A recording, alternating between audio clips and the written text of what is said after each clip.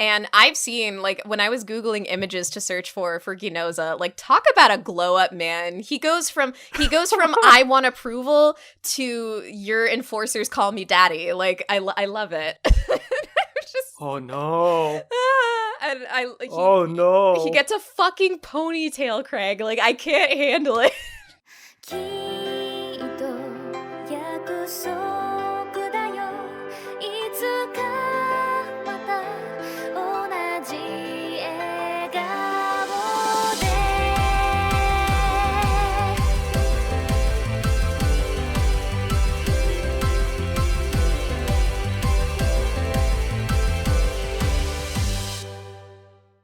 Welcome back to the box, the NA chat box, of course, where we good friends snuggle up in a teeny tiny space to talk about all things anime. I am your host, Gregory, and I'm not alone today. I have my partner in crime, the Precious Cinnamon Roll like podcast, Cammy. I prefer you call me by my internet avatar name, which is Spooky Boogie. Spooky Boogie. Spooky Boogie. Spooky Boogie. Spooky Boogie. Spooky Boogie. I can't tell you how many goddamn times I said that because there's a supercut on YouTube of just every time they say Spooky Boogie. And it was like... Spooky Boogie. My obsession. Goddamn.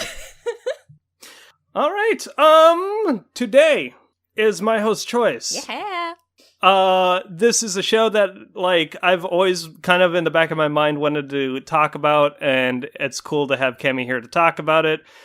This was on one of my top 10 animes of the decade. If you want to know more on that, head on over to SoundCloud.com/SaveOurProgress. Hell yeah. And you can listen to me talk about that and 10 other animes of the last 2010s. The show in question that we're going to be talking about today is 2012 Production I.G's Psycho Pass. Again, this is Production I.G. This came out in the fall of 2012. Other shows by them: Ghost in the Shell Standalone Complex.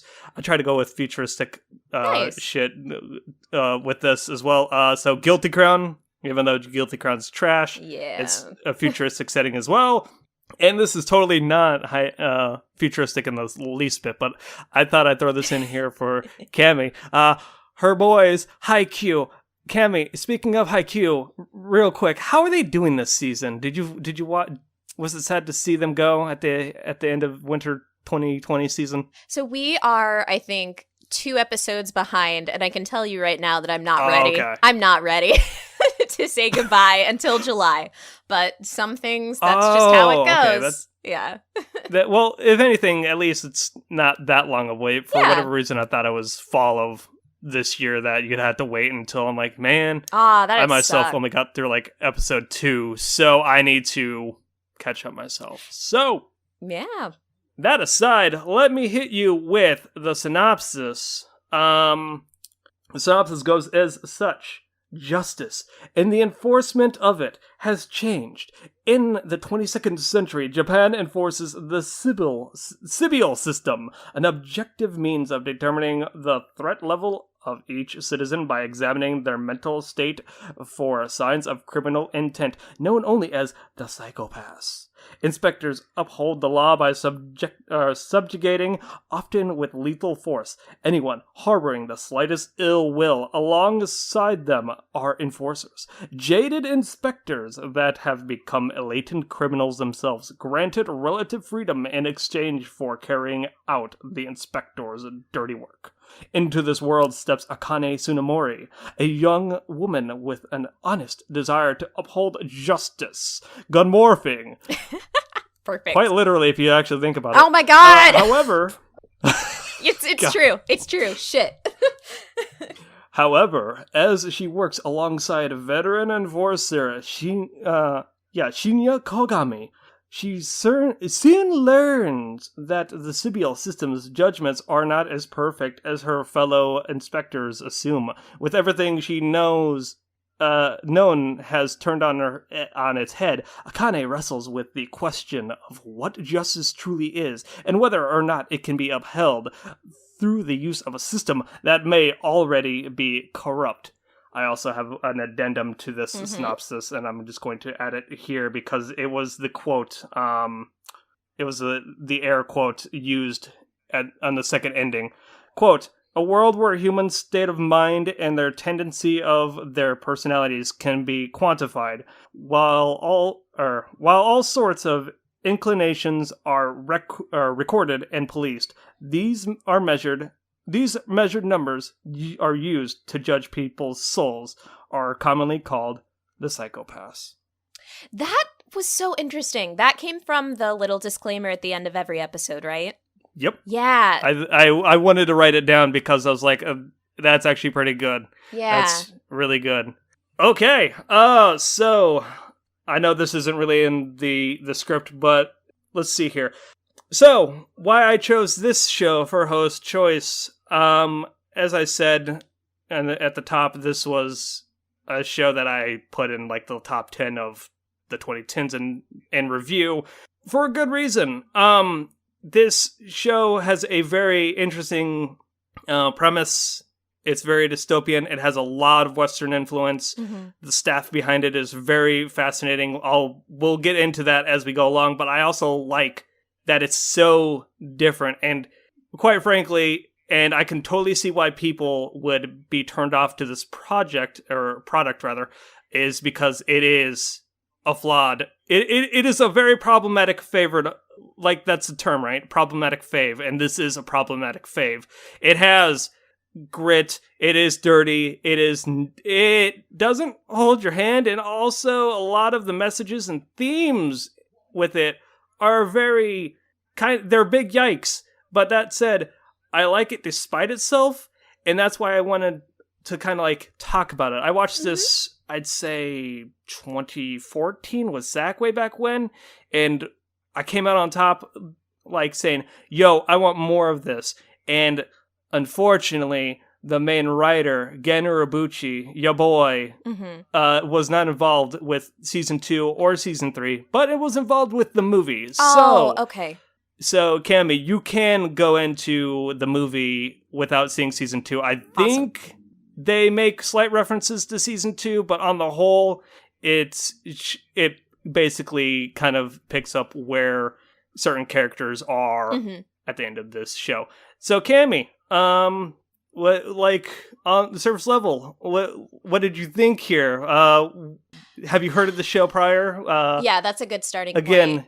Again, you are the litmus test here. Will Cass like this show? I mean, I don't think it's necessarily fair for me to make a judgment of, like, will someone like or dislike this show, especially because I know that based on the first episode, there were a lot of impressions that, like, for example, Cassie had that made her turned off to watch more, and I think it's totally understandable for many people, and there were definitely moments in the show that made me uncomfortable. I do want to mention, I just had this thought, this is kind of tangent, like a little bit of a tangent, but we also did this with Banana Fish, and I feel like it's kind of necessary. So I wouldn't necessarily call this show a problematic fave, or I wouldn't say you have to call it that, because I think that there is a difference between a show that justifies problematic elements versus a show that is exposing problematic things to prove a point or criticize those problematic things. Yeah, and I definitely think that Psychopaths falls on the latter, where, I mean, look, you're dealing with a show that's about crime and, like, flaws in society. It's going to have problematic things. If you watch all those, like, true crime dramas and cop thrillers and stuff on TV, those all have problematic things. But it's not, to me, like, most of those shows, and where I would put Psychopaths, is not that it is showing that to justify it. It is showing it to show inherent flaws in society and in our system. So, basically, yeah, I think that this show, we'll get into it a little more. I think that the show sometimes gets a little bit exploitative with showing the problematic elements, but I don't think it ever justifies them. And I think it's very similar to me in Banana Fish. So the problematic elements are there to prove a point, but I do think they could have been more tastefully executed. Is kind of where I fall on that. That being said, I never, like, even before I really watched anime and I watched other TV, I've never been a big fan of, like, the sort of cop and crime drama thriller shows. You know, the really, like, hard-boiled detective The shows. procedurals. Yeah. I know that, I'm trying to think of this one. There was one that my dad and my friends really liked when I was in high school. That had a lot of eccentric cop characters. I'll get the name of it later. But there's something about, like, the dull color palette and not really knowing all of the characters. It never really excited me. I didn't have that personal investment. So Psycho-Pass is one of those shows that I have known about but never really been like, oh, I've got to check that out. Because to me, it kind of falls into a category of genre that I'm not always very interested in. But I will say that the more that I watched it, the more I did successfully get invested in this show and in the genre. And I think a lot of that does come down to a lot of excellent writing on Gen Urobuchi's part. And maybe it's like the anime-isms in some sort, but I did also find myself at least like lightly invested in most of the characters. I really like the MWPSB as a unit. Our team, basically, that we follow. And there were certain characters there that I did find personal investment in, and that kind of helped anchor me, I think, through the show. And it does have a lot of good concepts. There's really cool stuff that goes on here. And like I was telling you, some of it hit a little bit #too-real nowadays. Yeah, just dealing with a show that's like, hey, we as a society operate under a system blindly that clearly has flaws. Like, even from the beginning, you realize that, you know, shit's not perfect, obviously, or else we wouldn't have need for... You can't quantify human emotion through a literal, like one of the influences is that this anime is from. Like, the chief director basically was like, okay, basically, Production I.G wanted another Patlabor. They wanted a spiritual successor to Ghost in the Shell, but the director was influenced by Blade Runner, like Philip K. Dick with, like, Do Androids Dream of Electric Sheep? Blade Runner, you have your Minority Reports. That's the one I've heard. All of that sort of stuff. Yeah. Yep. Yeah. Yes, exactly. And it's just, with the Sibyl system, it's such that in the first episode, the staff behind it were like, we want this to be dark, but we don't want kids to watch that. Even the director was like, I don't want my kids at the time to be like, he's like, I don't want my kids to watch this, but also I want to create something different and unique. Yes. Although, as you said, it does show the problematic elements, and that's why it's kind of a turnoff, because, women, and the lady in that first episode, you're just like, oh shit. Also, the Dominators can literally eviscerate a person by exploding them. Yeah, they had to do my favorite thing. They had to do the fucking Akira thing. I fucking hate body horror. And I'm like, fuck you, show, don't do this. But thankfully, it was usually like 2 seconds long, so I could kind of be like, okay, all right, it's done. I'm fine. I'm good. Yeah, they exploded. They exploded, yeah. It's like... It was pretty quick. Oh, Jesus, man. Yeah. I had something that I was going to say. Oh, so basically, I think there's definitely material that can be very triggering and can turn people off. I feel like distinctly in the first episode, while it was disturbing stuff to see, I feel like it's literally just, it's like diving you into this argument of ethics, this like conflict, this clash, because obviously... like, we as the viewer, to me, are supposed to see or feel what Akane is feeling this whole time. And Akane is like, this is all really fucked up. And then, you know, you're supposed to take this stance of, yes, this is bad. Yes, this is a problem. Again, then you're kind of wondering, well, which direction is the show going to go in? And in that matter, I do think that the show tries to keep a relatively like, humanistic approach. Like, it relatively goes with Akane's morals, and I really like Akane's morals. Exactly. Yeah. They, from what I gather, before, when they greenlit this project, they built the world and the systems before introducing the characters, and they actually consulted and had the manga author for Katekyo Hitman Reborn do the character designs. That makes a lot of sense. Yeah, to, like, make them, like, seem a little, like, they're a little contrasted to the world itself. Make it so, like, they are being toyed with the system, and basically Akane is written as such that she's the greenhorn. She's going in, and her morals and ideals differ from Kogami's. Yes. They're the dual protagonists in the show, and as the show goes on, you realize that Akane is slowly shifting from like being hardened, and this is like, that's awesome to see. I think that Genroboshi does this in a lot of shows, but Akane, to me, also references a bit of being the moral compass in the show. Not only does she shift slightly by what she sees, but also the people around her are affected by her and influenced by her. And then they also, in their perspective, shift. And so it's a very nice, like, holistic look at how complex ethics are. And the point of the matter is, ethics are fucking complex. That's where all the little nitty-gritty issues get, and it's when your morals are challenged to a point where can they uphold in every situation? Or is this the situation where your morals waver and they hover, and you might have to make a change of decision? And that's why, again, basically, like, when I was doing my half-ass internet research and diving into wikis, apparently Urobuchi was like, on retrospect, Akane was like the most fun to write for, and like, honestly, I think she's probably the strongest female character that he's written for. I would say the same thing. Yes, I would absolutely say the same thing. I mean, yeah, I can get into it here. So I've come to have a feeling about Urobuchi's work from what I've seen, which is Madoka Magica, Fate Zero, and Psycho Pass. So one of my biggest issues with Psycho Pass is the amount of times that there's violence, sexual, mental, physical, inflicted on women a lot. And it's not, it feels just a little bit like intentional to me, or too much. Like, I can recall a scene that was like very drawn out, where a woman was grabbed, just started getting beaten up in the street, like, mercilessly, while people looked around. And then there's a lot of implications about that scene, but it went really long. We did not have to see the guy on top of her. We did not have to see him open her shirt. So then she was beat up while she was undressed. Then you have the rape in the first episode. Then you have a woman getting choked. You have another woman who gets slit in the...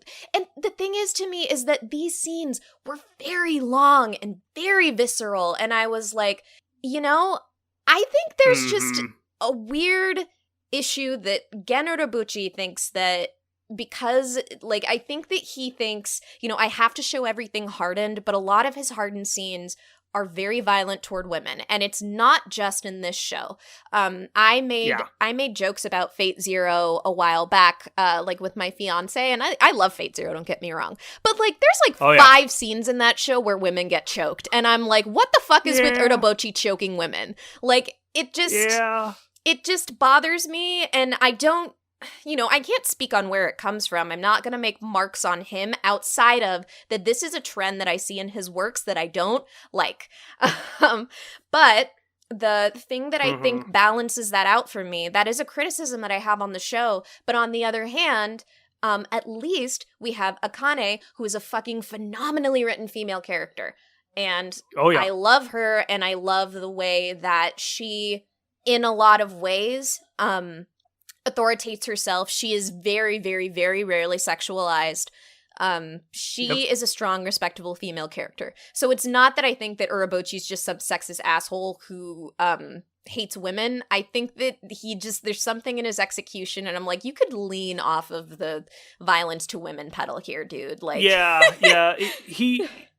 back in the day, Urobuchi had a very nihilistic, like, grim, dark.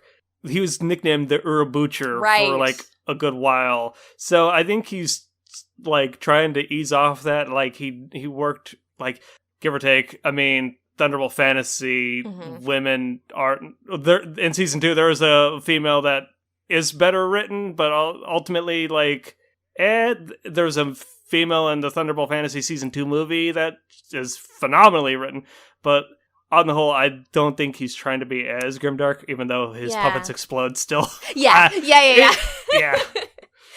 Fucking, and it's funny you bring up, like, Akane is not, like, sexualized or anything like that. Like, that's refreshing. Apparently, when doing the half-ass internet research, the studio actually, the Gen and the directors implemented, like, an air quotes, anti-moe policy or something like that to try and make it so it's, like, not cute, like, too cutesy, or she's like all you're getting undressed or anything like that, but instead you just see Kogami with his shirt off, like, good 70% of the time. You're just like, oh man, Kogami, you're working out, buddy. You're smoking some cigarettes. Shit. Yeah, the only times I can recall Akane being undressed, there's one scene in season 2 where she's, like, in the shower, but whatever, like, it's not the worst thing I've seen. And then she is in her underwear in the first opening. Oh, right. But I mean, that opening is doing a lot of weird, like, metaphorical stuff, and it doesn't bother me too much. But basically, yeah. Yeah, no, so I'm sorry I went on a tangent. This is one of those shows that I think covers so many interesting little things that I tend to fixate on little things, and I'm able to discuss those in detail more than a giant, like, overhead impression. I texted you like 3 hours ago, and just before actually recording, I was like, there's a lot of meat on this to, like, digest. There's a lot of influence, there's a lot of, like, metaphors, there's a lot of ideologies, and like, it's all kind of hard to talk about the show in nitty-gritties without kind of spoiling a lot of the things. So the question I have for you is, where do we necessarily begin to talk about the story?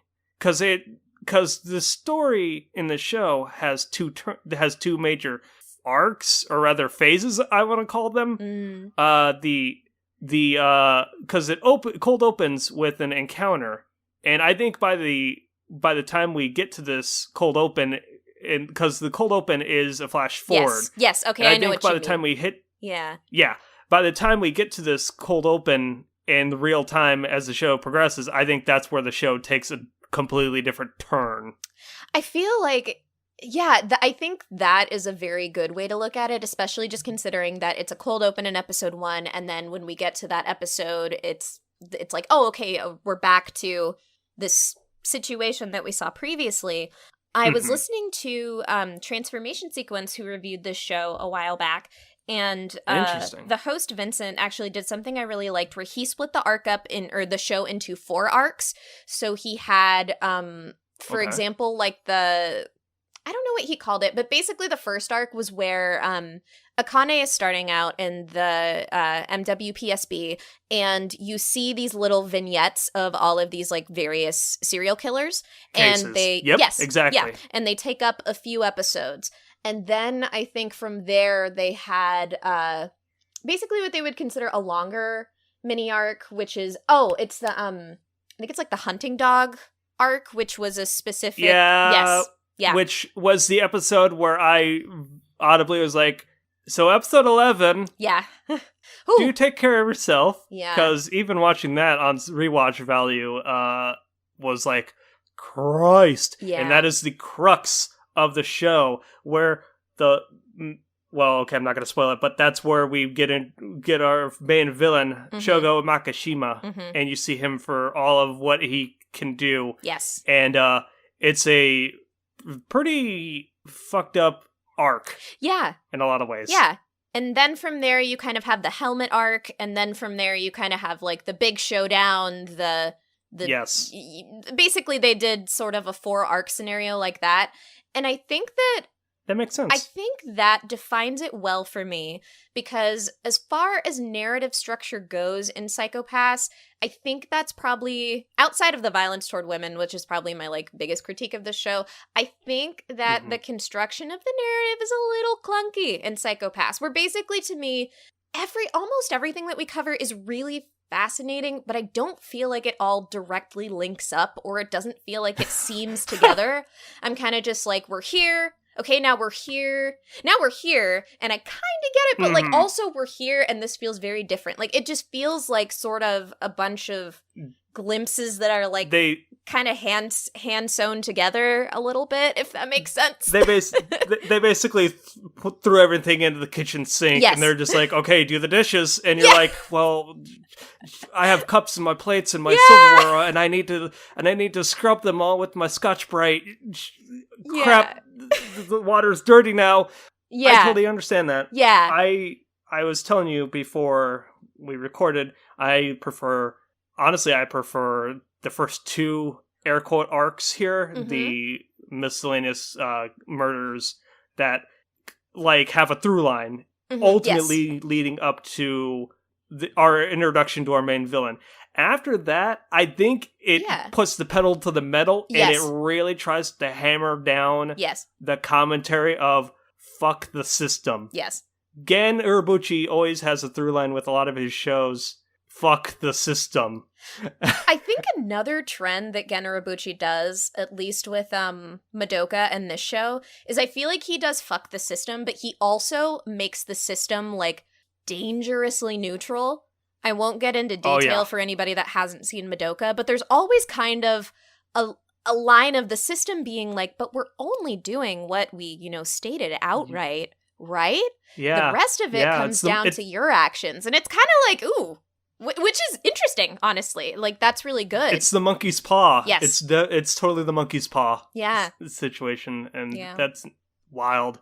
So when you say the two beginning, like, through line arcs, are you talking about, I'm going to call it, the artist murder and the like dog hunt arc, like those two? Okay, yes. No, and yes. I think the artist scenario, like that is where I did kind of start to get fast rolling. I'll be honest with you, the start of it, like episode 1 was really good. Episodes 2 to maybe like 6 around when we get to the artist. You mean the factory incident and the spooky boogie? Yeah, those were a little arcs. Those were like okay, yeah. But I started to get really invested around like the artist one, and then moving forward, and not that I didn't love spooky boogie, but spooky boogie. I think those arcs did interesting things, but I don't think we were really given enough time to sit with it. I would have loved to see some aftermath of the factory incident, because I think that the whole setup of that factory is really fucked up. The way that they basically are like, let's victimize one person for the sake of order with everybody else. Like, that is so messed up. And then even just the way that like Kogami kind of takes a morally gray stance in that arc. Also, I was like, I want follow-up on this, and I don't feel like I got it. And then with Spooky Boogie, the whole thing of like the internet culture and avatars and anonymity is also really cool and really pertinent, even in like today's day and age with YouTube celebrities and things like that. But again, we didn't get maybe as much time as I would have wanted. So, and to that point, I think because of this, and because it's kind of like throwing everything into the kitchen sink, I think because of that, some characters of our main ensemble at the Public Bureau of Investigations, I think we don't get much exposure or like screen time with them. Like Yayoi only gets a singular episode. I mean, I wish I know I have like the cast list listed somewhere. I mean, hell, I like Kogari, that's his name, but like he didn't even get an episode. Like, he got a scene in one of the early episodes, and then like near the end he gets a tiny bit, but like I really like him. He's fascinating. Transformation Sequence had a theory that he was bipolar, and I was like, that's cool, but I couldn't tell because we didn't get enough exposure. Yes, go ahead. Did you know that? Okay, so man, I love this discussion. It's very free flow. We're kind of like in between characters and plot, but I'm just want to let you know, Kagari in Japanese. I watched this in English because originally I watched it in Japanese. Yes. And you already know. He's voiced by my seiyuu husband, Akira Ishida. Yeah. Yeah, now I gotta rewatch it. Okay, so you watched it in English as well then? Yes, I watched it in English, and we'll talk about the dub a little ways more towards production. On note, this kind of does still fall into story, though. I do kind of wish I watched it in Japanese, because I was just kind of, I don't know, I was very dense for a long period of time. But around episode 15 or 16 of this show, I was like, wait, if you say psychopaths in Japanese, psychopathu, it sounds like psychopath. And then I was like, wait, Sybil system, Sybil, civil, And I was like, wow, it took me that fucking long to get the double entendres. I'm so stupid. Oh, don't worry, I didn't actually get that myself. That's actually pretty good. I like that. Yeah, just please. I mean, I don't think they do anything extremely relevant other than that it addresses the themes of the show, which is basically the thin lines between society, free will, like crime, and the systems that are trying to uphold the law. But it's just funny how those terms are like so close to each other, especially psychopaths and psychopath. You know, it's just... It's fun. And I feel like if I watched it in Japanese, where they say psychopathu, I would have figured that out a lot quicker. but yeah. Shit. I know, right? Where do we go from here? Man, there's so much I wanted. Yeah. Like, it's just... Yeah. Okay. Like, episode 1. Oh, if you have a place to go. I was just going to ask if you grew up watching like live action cop or crime shows since that's a good question. Yeah, is right? that your jam? No. See? No. But not at all. But yet in anime it was kind of cool to have that translated, I thought. I like that setting here. It is so cool. Like I just love that dystopian future setting. I love like the Blade Runner Philip K. Dick like dystopian aesthetic, like future tech, all of it. Like from the opening shot, you get her rolling up when it's raining. Genoza basically is like, all right, you're on the job. Too bad it's like a messy situation. You get introduced to the enforcers, which are the lapdogs. You get introduced to the Dominator as basically a transforming gun, and I'm like, this is so cool. Yeah. But if you were to ask me, like, Craig, do you watch like Law and Order or CSI or any of that shit? Nah, man. I tried Psych. Psych is entertaining. I have yet to finish that show. Yeah. But that's fun. I would say... Shit, okay, I just remembered the crime show that I was trying to talk about earlier, where my friends in high school and my dad watched it. No, Criminal Minds. Yes. Yeah. Cass and her sister Crystal have actually talked about that. They really like it's pretty Criminal good. Minds. I have yet to watch it. Yeah, I watched a little bit of it, and I think that, again, I was like, that's probably the closest to where I got being intrigued with it, but typically, yeah, I don't tend to watch those shows. But Criminal Minds... what should I watch? You should watch Hannibal. Why? I probably should. That's also a trigger warning for that show, because that also is gruesome. But yes. Fuck, man. So you were saying, like, yes, the world building in this show, which I do think is another great point. It's very cool. Yeah. I, like, even on a rewatch value, I realized that they don't even really drive their cars half the time. They only drive the car when they need to take control. But Sibyl runs basically everything. It is the world that they've set up. It is basically, and they even talk about this, and this is kind of a slight spoiler, but Japan has set up like borders around their country to basically self-isolate themselves.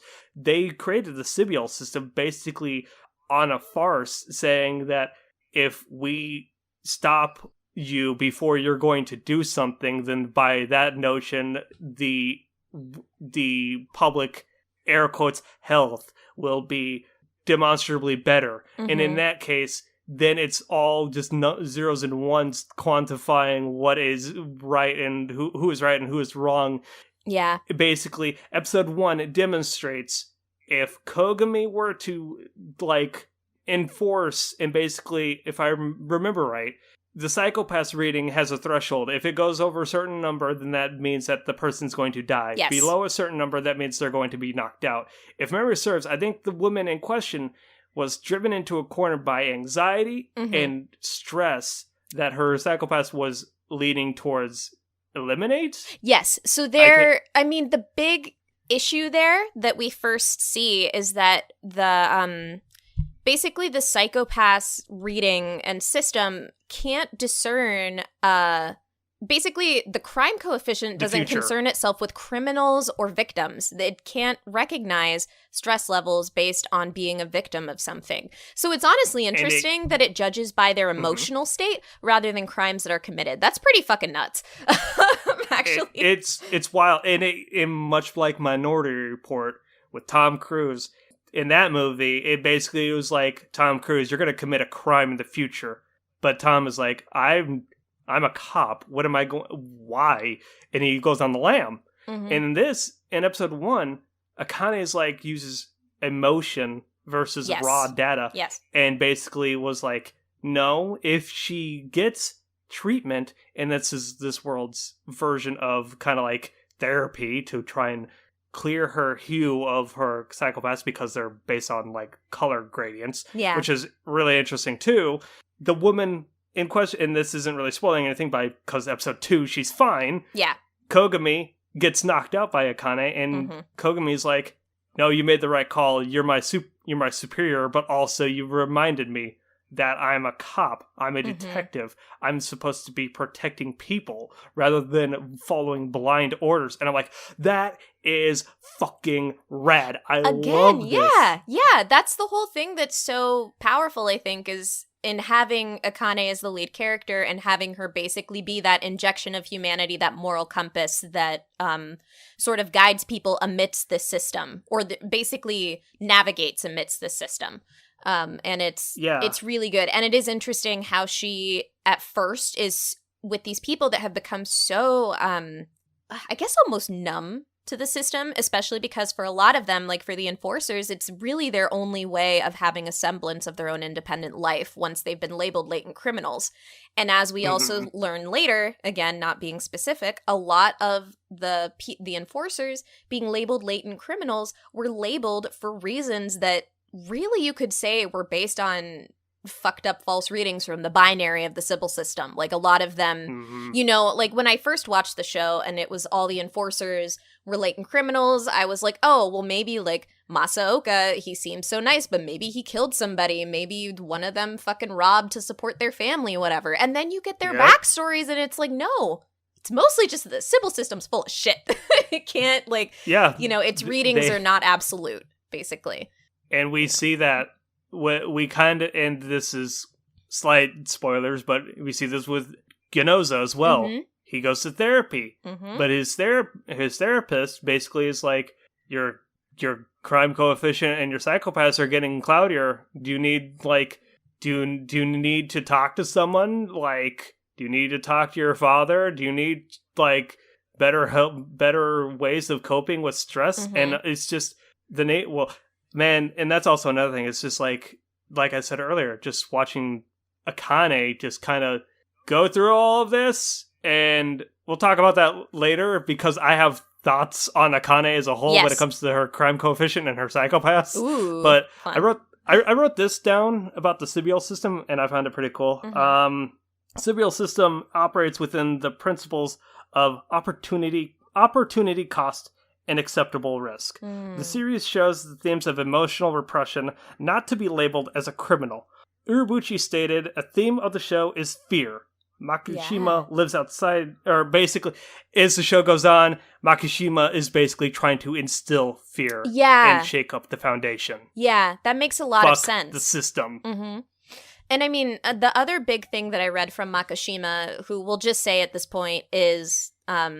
in opposition is what I'd call Makishima. He wants to incite fear, and there are things he says about free will that make sense to me, but I think that he is going about them in the wrong way. And I think now that especially you say that, I think he thinks that fear is, or basically free will cannot be fully achieved without fear. I think that's kind of a fucked up viewpoint that he probably has.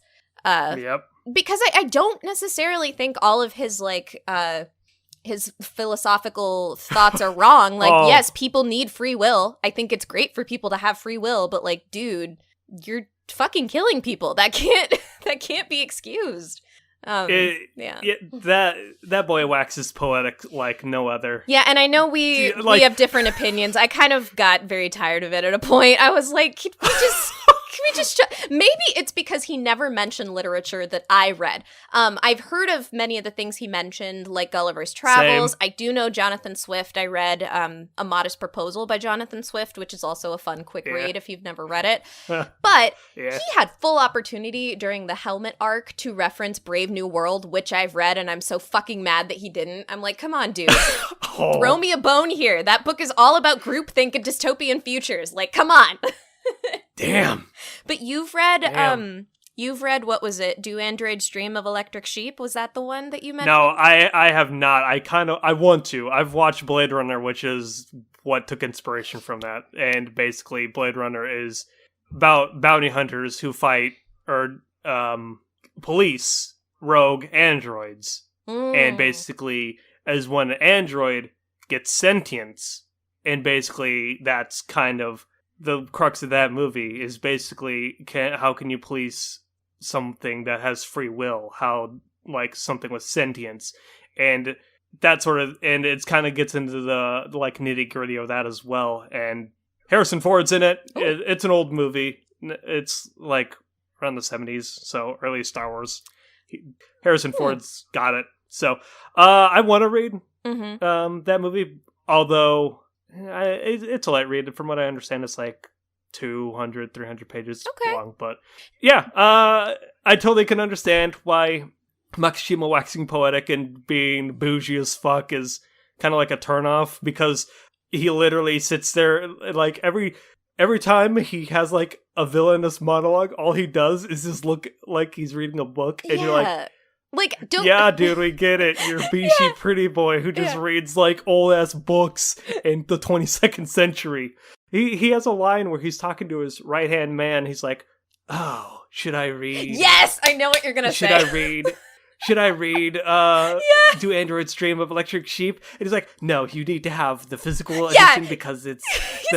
the way I can just... He's like... The physicality of it all. He's I'm like ebooks. God. He's like, ebooks are trash. I need the smell of pulp and glue and to turn the pages. And I was like, oh man, I know fucking library patrons like you do. Like, it was really funny.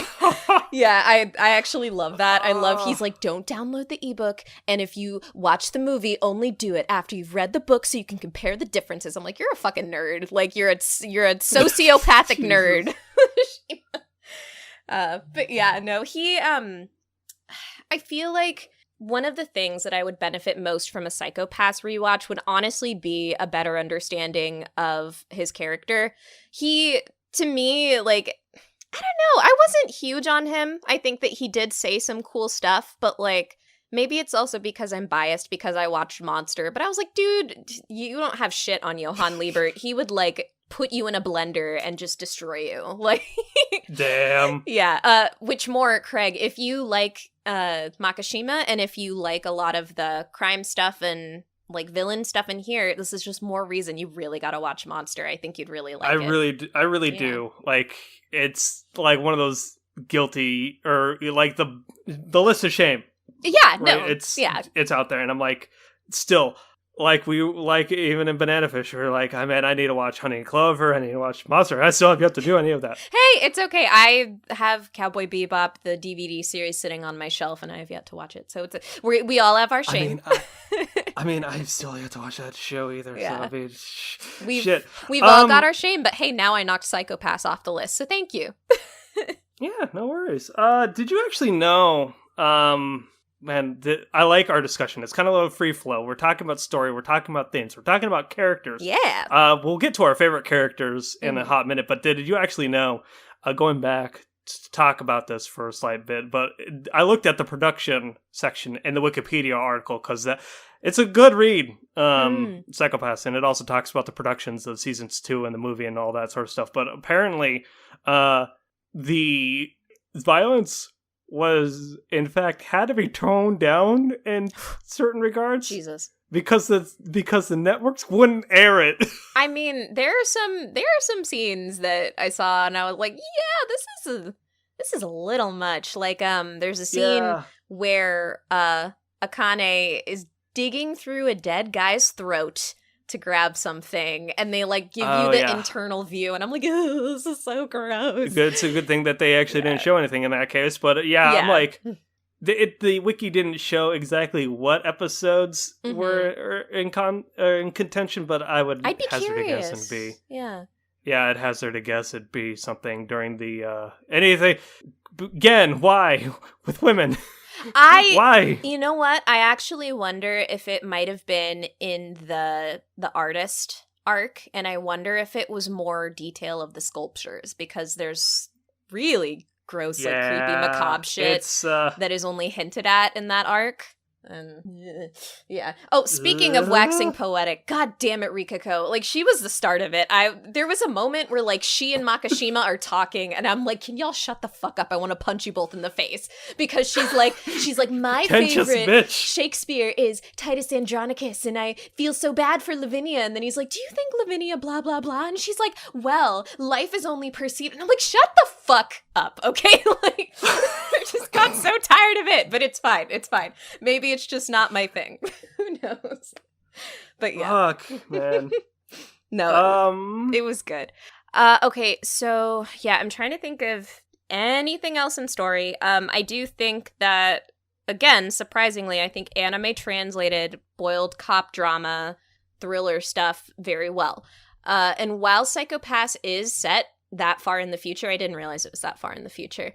It was just really disturbing how much some of it felt very contemporary to me. Like, yeah, you said hashtag too real, and I'm assuming went by that without going into too much detail. You mean the helmet arc? A bit of the helmet arc. A lot of definitely just like this sort of blind trust of an authority that thinks that it's infallible. I mean, I guess that's just government in a nutshell. But I guess because I have the more critical mind for it now, I'm like, oh, this is very real. The helmet arc, definitely. A lot of the outbursts. Fear-mongering. Yes, the fear-mongering, the mob mentality. When people see something that is like an outright act of violence, but they don't know how to respond, which I was kind of iffy on. Yep. I was like, come on, people, this is really bad. It's such that it shows... It shows the flaw in the world that they've created. Yes. They're complacent. Yeah. They're lazy. Yeah. They don't know what to do with themselves. When they see violence, all they can do is they don't. Oh, and this is the sort of shit that I kind of like eat up, because it's kind of like it's touched upon even in Devilman, where it's just violence begets violence, but also that's not the right answer by any stretch of the imagination. So it's just like, well, the Sibyl system is like, fuck the system. You know what else you know what else even felt very real to me in, like, I don't know, 10, 15 years time? Like, you know, the whole scene of Akane in, I think, episode 2, she's getting ready and you see her apartment, and you see her just like getting ready for her day. Yes. You see her getting dressed. Yes. You see her eating, and it's all artificial. It's all like a cloak of fakeness. I want it. Yeah, I mean, I would rather have like an actual apartment, but like that sort of cloaking mechanism and the thing about like having your calories like flavored and stuff, that seems a lot closer than I would like to admit, with just a lot of technological simulation and artificiality, and it's intense. I love her little jellyfish friend, by the way, her little like house manager. Her house AI. Yeah, it's cute. It's cute. It's just like it's the sort of stuff that we would totally take for granted. We would totally be complacent with it too, because like you can have the base apartment unit, right? And then you just have you just buy your own AI, and then you could just Animal Crossing-ify it, where you could I don't like this, just like flip it to a different aesthetic. Oh, I'm wearing like a t-shirt and like some jeans, and just flip it with your smartwatch, and you just have like your inspector outfit, your casual get up, and it's just Animal Crossing again. And it's just like, same with the cars. They have a scene where she literally turns her car. Yeah, self-driving car. It has a disguise. Yeah, I forgot about that, when it turned into like it has the cloaking mechanism, like for the cop car and stuff like that.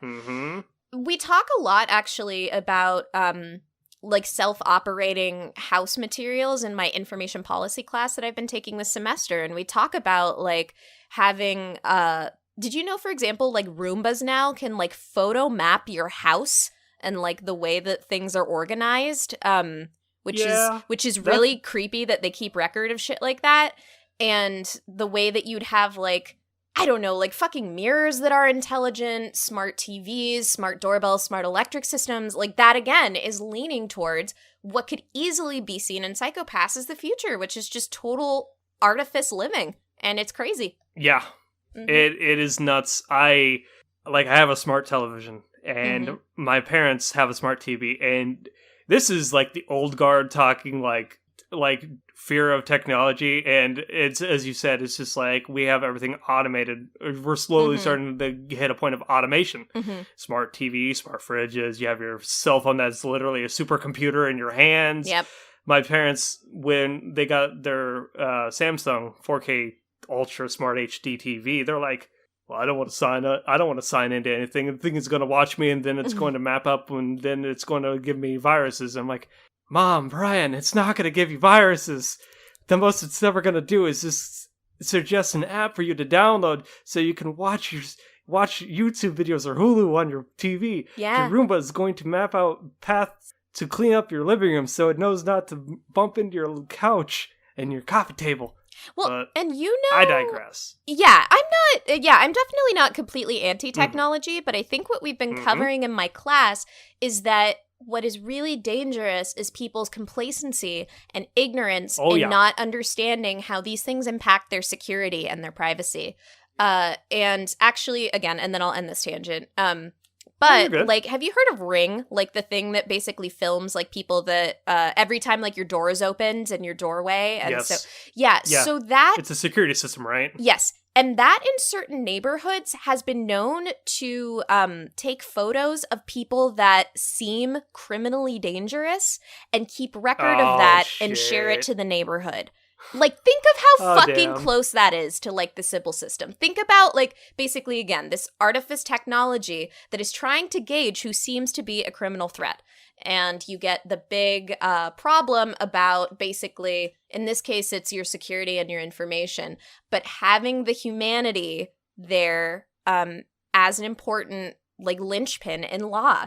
And that's, it's just fucking hashtag too real, and it's creepy, and God damn it, Psycho-Pass. You need that, and you always, there always needs to be a failsafe, and we'll talk about that later, because Akane has a certain conversation with someone about contingencies when it comes to even the fallacies of the Sibyl system, so... Yeah. Cammy, yeah. I just looked at the time. We've been talking for about a good hour about the world, the themes. Let's do I've actually ran through a good portion of all my notes. Okay. So we're done. Let us actually talk about our favorite character. Who's your favorite character? I love Ginoza. Ginoza is such a repressed emo little bitch boy, and he's beautiful. And he is such a little bitch, but like I say that with the most love. You want to know something I realized, Craig, and I won't go into details for spoilers, but he is the Tsukishima of the MWPSB, where he's like emotionally repressed and a piece of shit to people, and he has glasses, but he actually has like, you know, shit going on inside that he won't address, and then he goes through awesome character development, and I'm just like, oh no, I have a type, man, god damn it. Yeah, so, like, honestly, I liked Ginoza a lot from the beginning, even though I do think that he's not very likable in the beginning. Like, he is... he's a hard ass. He's a hard ass. He very much tries to be the representation of, we need to respect the binary law of the civil system, and we, like, enforcers are dogs. We don't trust them. We need to keep these lines drawn. And he didn't question things, and he often felt very threatened by Akane questioning things, and Akane questioning his authority. And then I was just like, you're a little bitch, but you're beautiful. He's very pretty. I think he's very handsome. And so I was like, I still find myself interested in watching you. And then, thankfully, I think that he is given a good amount of background to, again, lead us to understand why he is the way he is. And you do start to see him, you do start to see more of, I think, what is his genuine self start to be challenged to come out, is like a way that I would put it. Because he is constantly trying to uphold the sense of regularity that is really flawed. And I do feel like he knows it, but he's just so fucking, I don't know, he's like ignorant and angsty and repressed. And so he's like, I'm not gonna be vulnerable. I'm just gonna uphold what I know. And he desperately wants approval. Poor baby. Yeah, and they're... Father!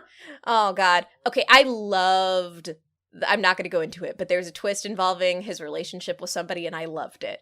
I loved it. Yes. I loved it. It was so good. Like, they were having a conversation, and I'm just, like, picking things up, and I'm like, wait a second. Oh, shit! And then I, like, freaked out. Nice. Yeah. Basically, yeah, I went from being, like, intrigued by him, if not frustrated, to more intrigued by him, and then starting to understand where he's coming from. And I think that he had great development by the end. And I really love Ginoza. He's my glasses bitch boy, and I love him. And are you tempted to watch season 2 because you have more Ginoza? Slightly. Yeah. I want to see. I will tell you. Yeah. I will tell you, while not good, I, too, have been tempted to rewatch it because it is only 11 episodes. Oh, okay. I'm glad it's not super long. That does make it more reasonable. Yeah. The second season is shorter. I will say up front, the villain is nowhere near as cool as Makishima, at least from what I remember. Mm-hmm. So, but Ginoza's in it, and I've seen, like, when I was Googling images to search for Ginoza, like, talk about a glow up, man. He goes from I want approval to your enforcers call me daddy. Like, I love it. Oh no. And oh no. He gets a fucking ponytail, Craig. Like, I can't handle it. Oh my god. Your enforcers call me daddy. I'm sorry. I had like I'm torn between. No, I'm not gonna lie. Right now, I'm torn between that or "fuck the system" as the episode title, and I'm just. or would "fuck the system" be a good title, and this be the joke? Your enforcers call me daddy. You get the choice here. I'm down for either. I have the power. You do. It's great. Yes, but I love Ginoza. It is hard to really speak in details about his character development without spoilers, so we'll save that. Yep. But he's good. I like him a lot. And my second favorite, or almost like on the same tier favorite, is your favorite character you have. So tell me a bit about them. Yes. Akane Tsunemori, your audience surrogate. You have the greenhorn rookie cop being hardened by the conditions around her.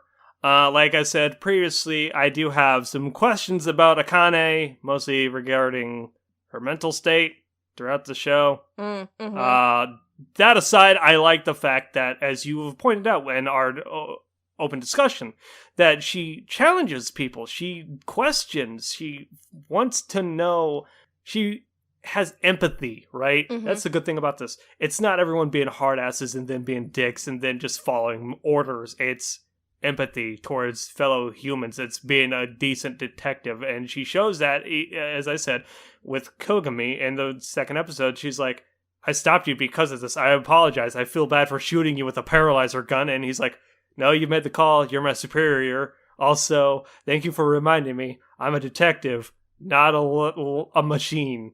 Yeah. And by that notion, I think she is good. She goes through a lot. It is her rodeo from this season 2, the movie. I hear she's in season 3, although from the one episode of that season I've seen, she wasn't in that episode. Apparently something happens to her in season 3, and I'm kind of curious. Okay. But, interesting. That aside, I also like her character design. Going back to what I said, Akira Amano as the mangaka for Reborn, doing the character designs. I find her character design, she's cute, but also she's got like that haircut, and she's got like her dopey eyes Yeah. at all given times, so it always makes it look like she's tired, but she's not actually tired. She looks like the anime equivalent of like a basset hound. I'm gonna show you a picture right now where they have like the eternal sad eyes, but they're also really cute. Like that's Akane in a nutshell. I will agree with you on her appearance. She's the only girl that I will ever allow to pull off a bowl cut, like a bowl haircut. Yes. I 100% agree with this. And she, in general, as a character, really grew on me. I think it would have been really easy for Urabochi to leave her as kind of the moral, empathetic one that is so pure that, like, she can't be untainted. But, like, she gets character development. She changes. She challenges. She feels self-willed. And there were many moments I was just like, damn, good girl. I am so proud of you. Like, she did a lot stands her ground and all that. Yeah. Especially, like, for all of the issues, like, narratively that I might have in the back half, like, she gets fucking great development. Like, I love everything that she goes through. We'll talk about it in spoilers, but there's kind of a moment where she mind palaces, like, goes through her head, and there are two. Okay, there are two. I'm talking about the less painful one, where she basically learns something, and then she goes back through all of these scenes in her memories that challenge her ideals, and she is talking to people, and she is basically expressing, like, how she feels now and how she perceives them. Right. Yeah, based on what she's learned. And I was like, God damn, yes, girl, this is so powerful. It's so cool to see her development really shown like that. And in the other scene, she's just a fucking badass. And that was painful and cool, and we won't get into that. But, like, she's great. She is like the little girl with brass balls, and I love her. Yeah. Yeah. I also gotta give shout outs to Shion, the analyst, who just constantly is smoking. She's the goddess of analytics. From what the team calls her. She is constantly smoking. She's also fucking the other hot girl on the team, and I love that badass lesbian energy from them. I love it. It's funny too, because she says like one offhanded comment to Kogami. I'm like, oh yeah, I know. I guess Shion just fucks. I think she Shion just fucks. likes to fuck. Shion absolutely fucks. Shion fucks, but God I do damn. think that she has a preference for who she fucks, and they're very cute.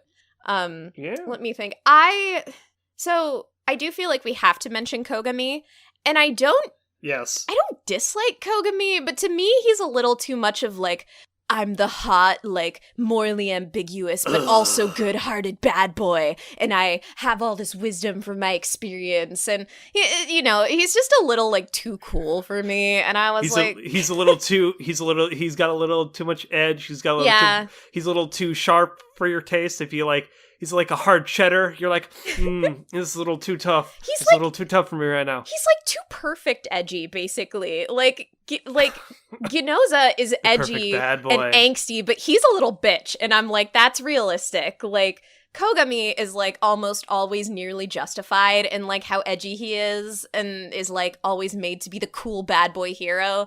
And, like, I'm not against it, but he just didn't fascinate me, I guess, as much as, like, the other characters. I think that he relatively stayed nearly the same throughout the whole show, like, in his set of ideals. He really did. Yeah. It's more that... Oh, go ahead. No, I was about to just comment. He's just really the rock. Yeah. You are 100% right. He is written in such a way that, like, he doesn't really change, or rather, he is the antithesis of what he is. He is a detective, but also he is a dog. Yeah. And he will hunt when he finds his prey. And basically... he is a very organized, badass dude, but also I'm glad that he's not written in such a way that he needs to rescue the damsel in distress at every given moment. One of my favorite things about Kogami is I love the relationship between him and Tsunemori, Akane, a lot. And I was mentioning this to Get while I was watching it. I love that for me, other people may not think this, I love that their relationship is not implicitly romantic.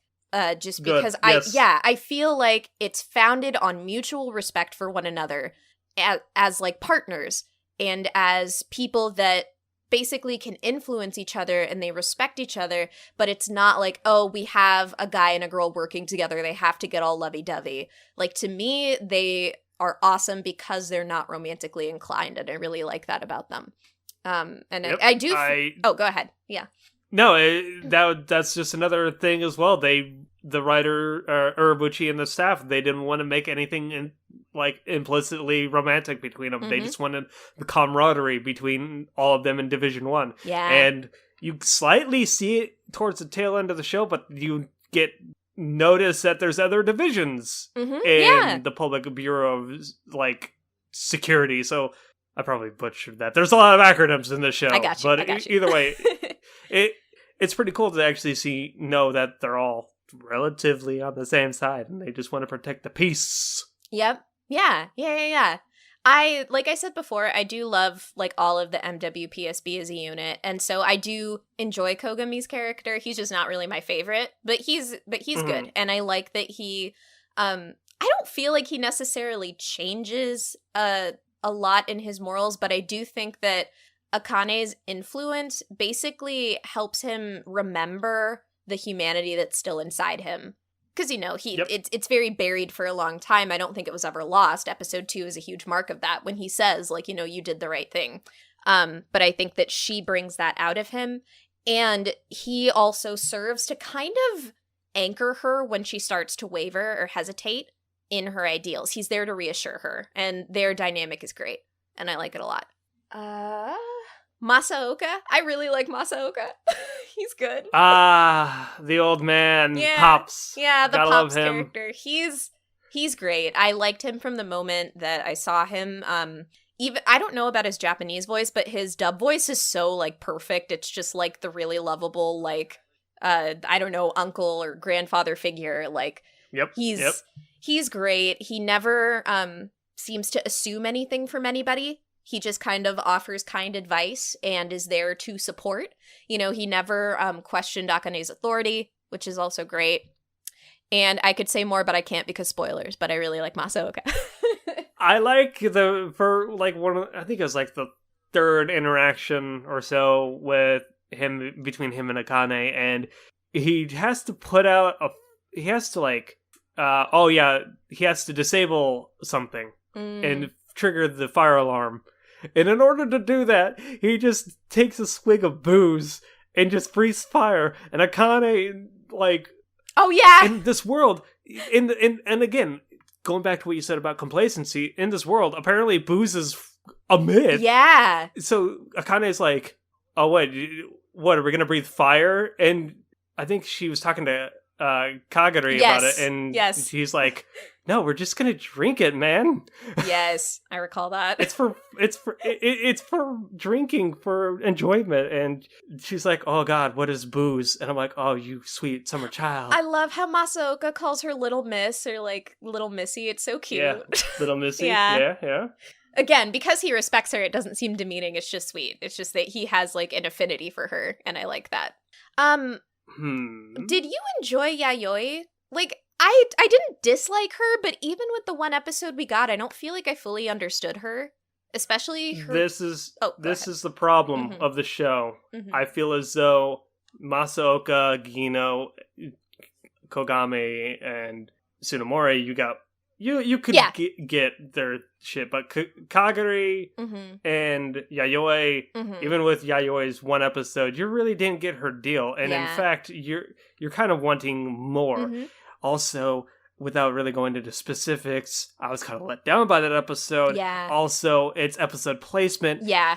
It's kind of weird. It comes in between two arcs, and it's just oh, we threw this in here. It didn't even tangent to really relate to the previous arc and the arc to follow. I agree with that. However, I also see it as they wanted a cool down episode from how heavy that last episode was. Was kind of my guess. Yeah. But I wasn't a huge fan of the episode. I just felt like it specifically her relationship with like Sybil, the Sybil system, just felt weird and like shoehorned in, and I didn't really understand it. It was cool to know about her past. She had a very interesting past that I wasn't expecting. But I didn't really fully understand her. But she's fun. Like, everybody as a unit is great, and I like them a lot. Mm-hmm. Yeah. I would say the villains also are very cool. I like the hunting cyborg. Yeah, he was interesting. I liked the girl. Rikako? Oh God, what's her name? Yeah, Rikako. Yeah. Basically, waxing poetic. I would say, as you said earlier, the first two killers are kind of weak in comparison. Yeah, I agree. I don't know if we would count those all as spoilers to kind of just pinpoint like our villains to our main bad guy, but I mean, that I kind of like that system. And again, I do kind of like that is how forgive me if I forget his name. He's Masaoka, right? Like, I always had a hard time remembering his name. I do like that is how he acted, especially in the first half. Like, that totally makes sense with his principles. That he is basically someone that networks. Are you saying Masaoka or Makashima? Sorry, Makashima. See, I can't. No, you're good. Yeah. Too many M names. Makashima networks as a villain, and I think that is very fascinating. That's also something that, not really a spoiler alert, there's a lot of that with how Johann Liebert acts in Monster. So it's cool. I like it, and it really appeals to the sort of smart villain sort of thing. And it is a cool way to show us the multitudes of ways that crime is being executed in society. Because it is all very different. Now here's the question then. Would you have rather had the would want more air quotes villains of the week in this show? Do you think since they threw everything into the kitchen sink and you have to do dishes, do you think that like the show would have benefited and had more like exposure to the ensemble cast if we had more? Why couldn't it villains? Be 24 episodes? That's really my question. Like, why was it 22 episodes? It is a really odd number. Yeah, it is a really odd number. Hyoka did it too, and Cassie and I had very similar thoughts. It's just like, you could have done with a few more episodes to do some more fleshing out. And I don't know what led to that, whatever, but it's not even to me necessarily villains of the week. It's a little bit of more time, I guess. Yeah. I don't know, but what about you? What do you think on that? Well, it's interesting too, because if you talk episode count, I believe this was on Noitamina Block. Yes. And Noitamina Block kind of has its own weird rules of episode count. We have it with like Promised Neverland. We had it with like Sarazanmai recently. So it's just like, maybe they intended on it, possibly. Maybe Gen and them only like wrote it so far and like trying to make it do that cold open to kind of like get back to the episode and part in question later down the line.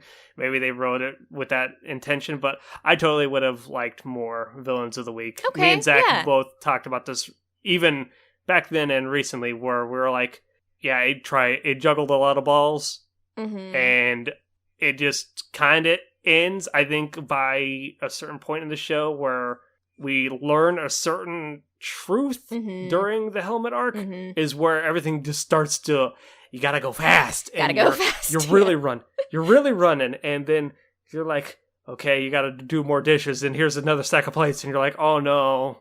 Yeah. Oh no. Hey, oh no. This restaurant's falling apart. Yeah, I could definitely agree with that. I do kind of like that. Actually, I'm gonna save that for spoilers. I'm gonna save that for spoilers. But yeah, so I do think characters were a strength in this show on an overall. I never like cried with this show, but there were some very good, like emotionally hard hitting moments, and I was happy for those. Episode 11, it got me again. That was. We'll talk about it later. Yeah, that was hard. Want to go into production, maybe, or? Yes. I was about to ask the exact same thing. I have even more stats, Craig's ladies and gentlemen. Credit Corner. It's been a hot minute since we've been here, ladies and gentlemen. Welcome to the podcast within the podcast we call Craig's Credit Corner.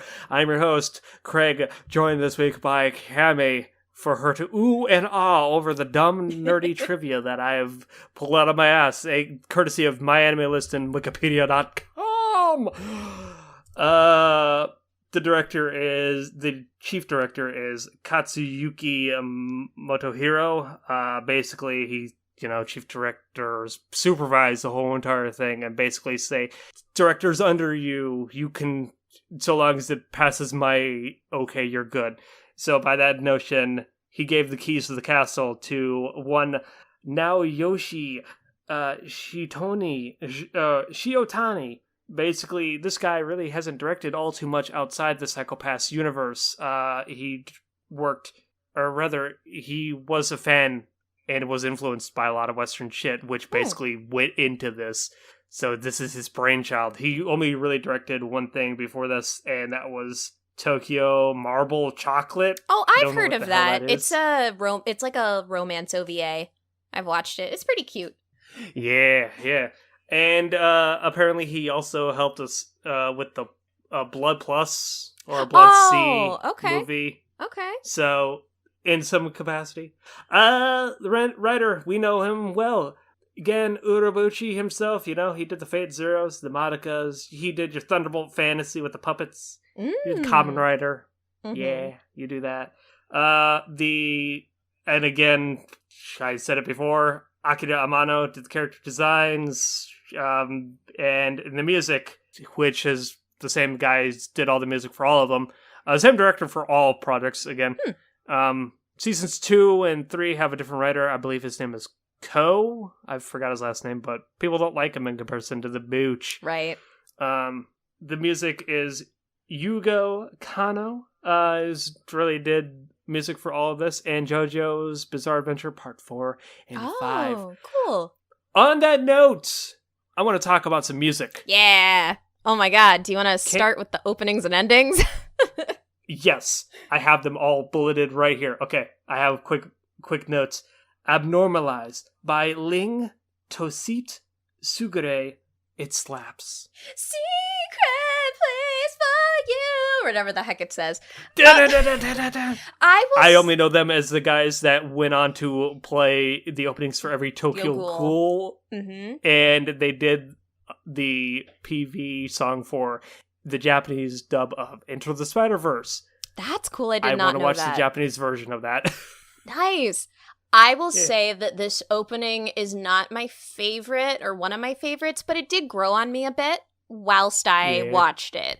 It's a little bit, to me, like catastrophic and like amelodic. Like it sounds like a lot of chaotic noise a bit. And it does. And take this as someone whose fiance listens to a lot of like very abstract and like intense chaotic music. I've learned recently that I am a person that tends to prefer music that has a relative like melody to it more than other crazy stuff. So this one wasn't my favorite, but it did like that chorus got a little catchy. And I also really like the instrumentation of it. The guitar in that song is great. There's also a go ahead. Oh. Sorry. No, you go on. I don't want to step all over your toes. There's also a shot of Kagami running in the opening that to me is really jankily animated, and it's right when the guy's like, da da da da da, and I always hated that. I was like, it looks so derpy while the song is sounding so intense. Like, wow. God. But yeah, just me. I remember there being spirals and a lot of water, and then you see silhouettes of people, and you're like, what's going on? Yeah, I also, it was another one I kind of had a hard time, like, figuring out what was going on, and I would say that was a trend in most of the openings and endings in this show, but in the second opening, I started to really catch a lot of the symbolism the more I went on, and I actually really love the visual direction of the second opening. I think it's really good. But yeah. It fucking, you never skip out of control. It's because so Jesus Christ. I would like to cut open my skull, look into my head. It's all in English, so we can like sing it all the time. We can? The guitar in that song is fucking sick. And the drop of the chorus is just so good. It's like the guy's voice is so With the bullet. Yeah. Oh my god, my favorite shot in that opening, I explained this to Get earlier, is just the beginning. The guitar's like ding, ding, ding, ding, ding, ding, and then you hear pew, and like right when you hear that sound effect, Kogami shoots his gun at the screen and breaks the glass, and it's so good. Oh my god. 'Cause I feel. And then that drop is so fucking good, and there's like all of these parallels of like characters walking one way, one character walking the other way. Mm-hmm. You have like the really dark dramatic color effects. There's a scene of Akane like falling down as the screen opens, and I feel like that represents a lot of like her character development, and oh my god, and it's all just animated so well, and the song is good, like pointing the guns, yeah, Makishima being in the middle of them, showing the dualities of it. So good. God, that opening is smoking. So good. Smoking. You have the Rubik's Cube, the arms Cube, reaching, overlapping. Oh my god. The symbiote system symbol as Makishima walks past it. Oh my god. And then even the shapes, like when Makishima walks, and was that the Sybil system? Because I thought it was two sides of a brain, like the two halves, is what I think thought. I think you are correct, but also I think that is the symbol. I had no shit I missed. Yeah, but either way, like that is cool. The puzzle pieces, like that are the shape, and it's such a well directed opening, and I love it. It's probably one of the forever faves now. Very well put together. What did you think of the endings? I like both of them. I really like the artist's or the singer's voice, because they're both sung by the same person. Egoist, I think, you are correct. it. I love her voice. I think it's beautiful. I really, really, really like the first ending a lot. Like, my thoughts on the first half was that I really wished that the first ending was the first opening, because, like, I fucking love the first ending. It's just, it's really catchy. It definitely fits the tone of the show. I think it actually fits the tone of the show a little better than the first opening. Then the second ending, I like the tone of it, and I think it fits some emotional moments, but I don't think it's nearly as memorable for me as the first ending. I can get that. I also think it kind of, it's like the second Egoist ending. Oh god, I wrote down the actual titles of these. What is it? It's All Alone with You. Mm-hmm. I think it's a little too soft for what it actually is. Yeah. Versus their first one, which is Namae no Nai Kaibutsu. Monster without a name. The first, yeah.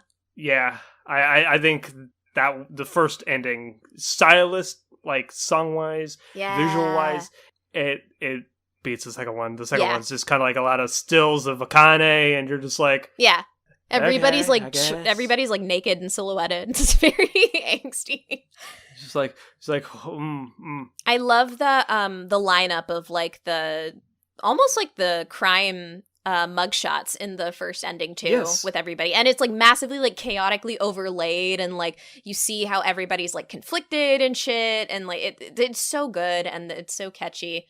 So yeah, I'm a big fan. My favorite songs were the second opening and the first ending. And was that be the same for you, or what?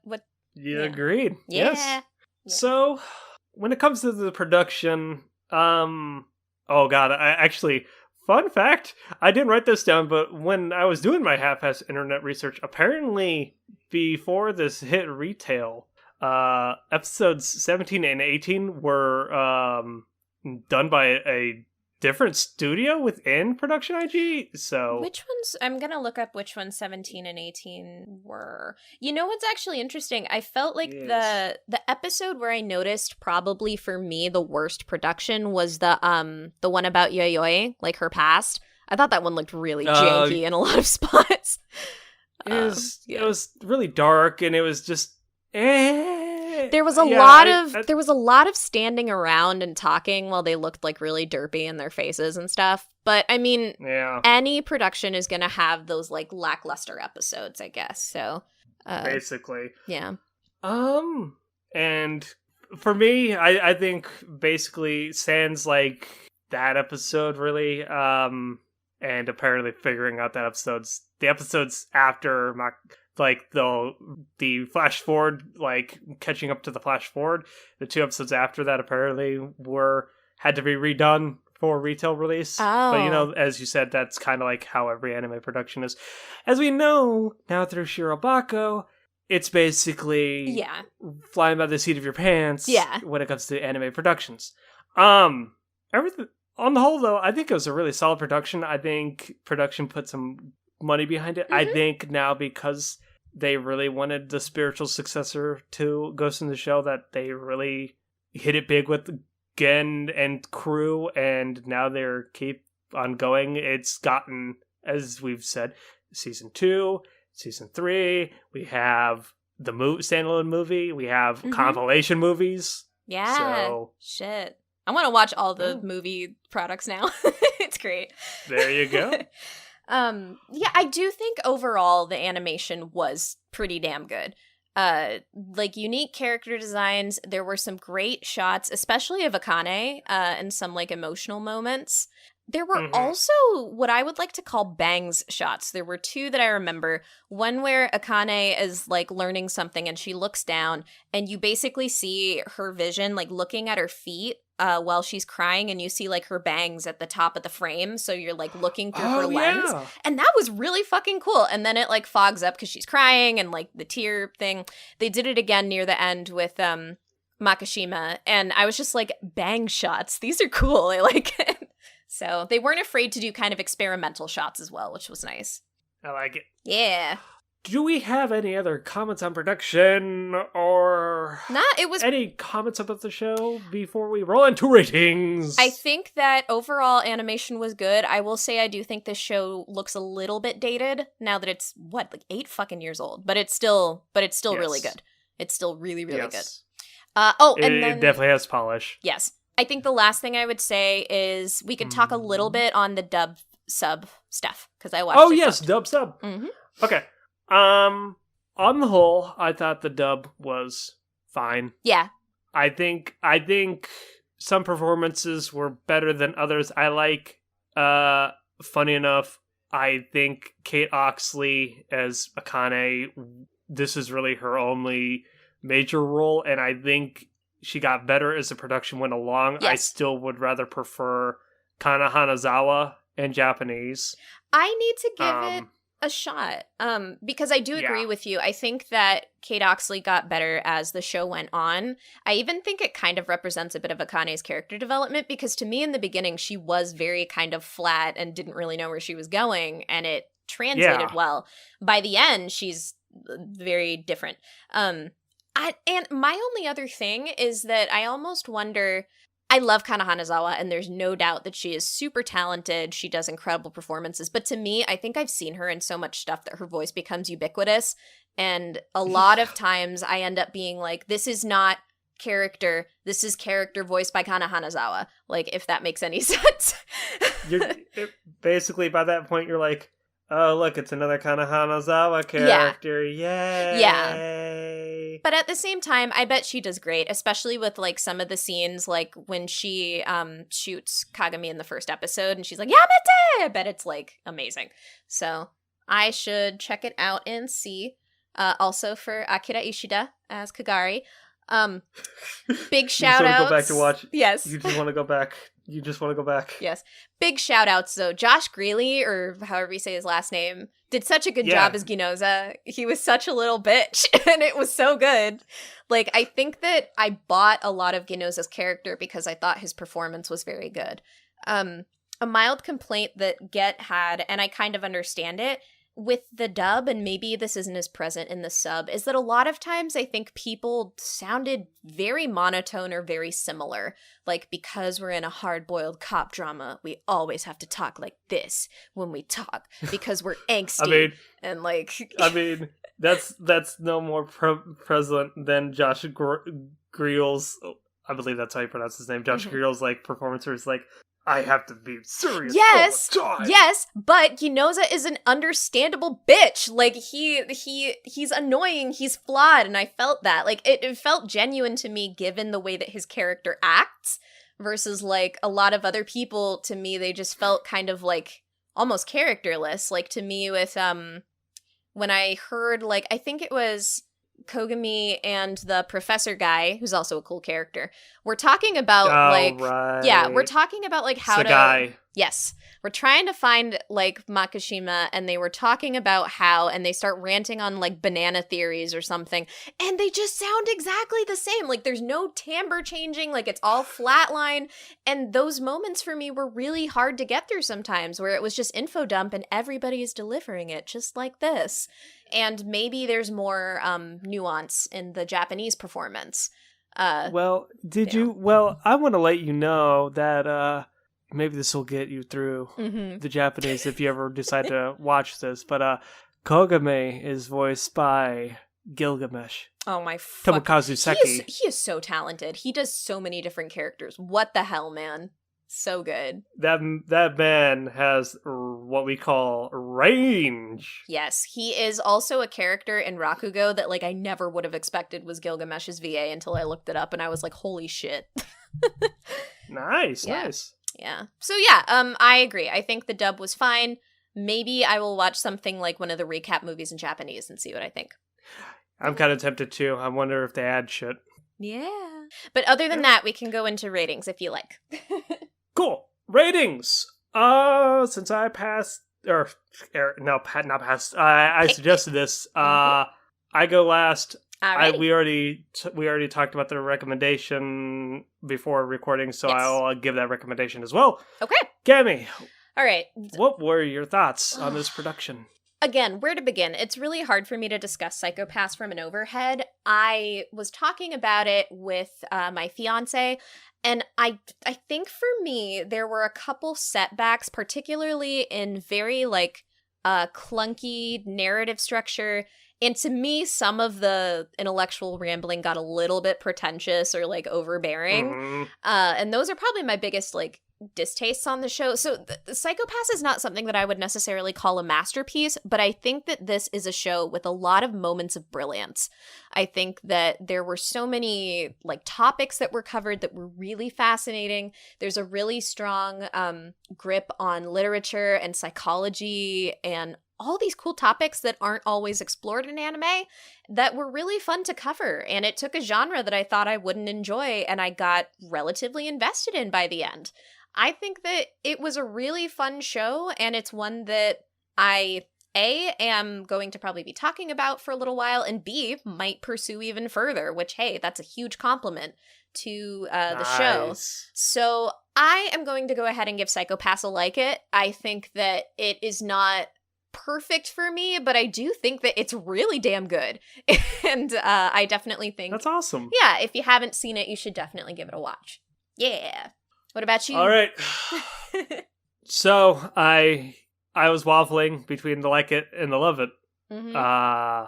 And just on the notion that we've literally talked about the themes and characters and bullshit for nigh an hour, like nearly 2 hours. An hour and a half, 2 hours, minus the fucking spoiler room, which I got feelings. That's where it's going to be 2 hours. It's great. It's fucking great.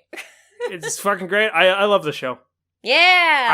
I love it for, despite itself, I'm sad that the subsequent seasons and material isn't necessarily as thoughtful. It is I wouldn't call it a hot mess. As you said earlier, it's not a problematic fave, but it does have problems. It doesn't justify the problems. It shows how the systems are fucked and need to, and basically people say fuck the system.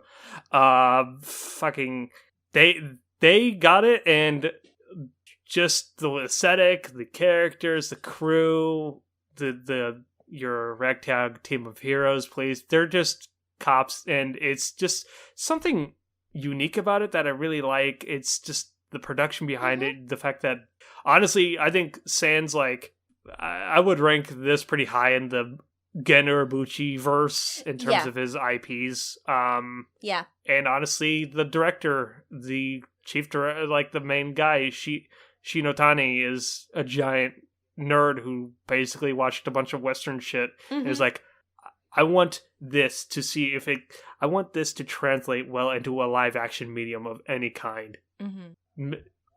which kind of leads me to an interesting question for you is, do you think you could ever see this in live action? Do you think it would even translate well with like Dominators and all that shit?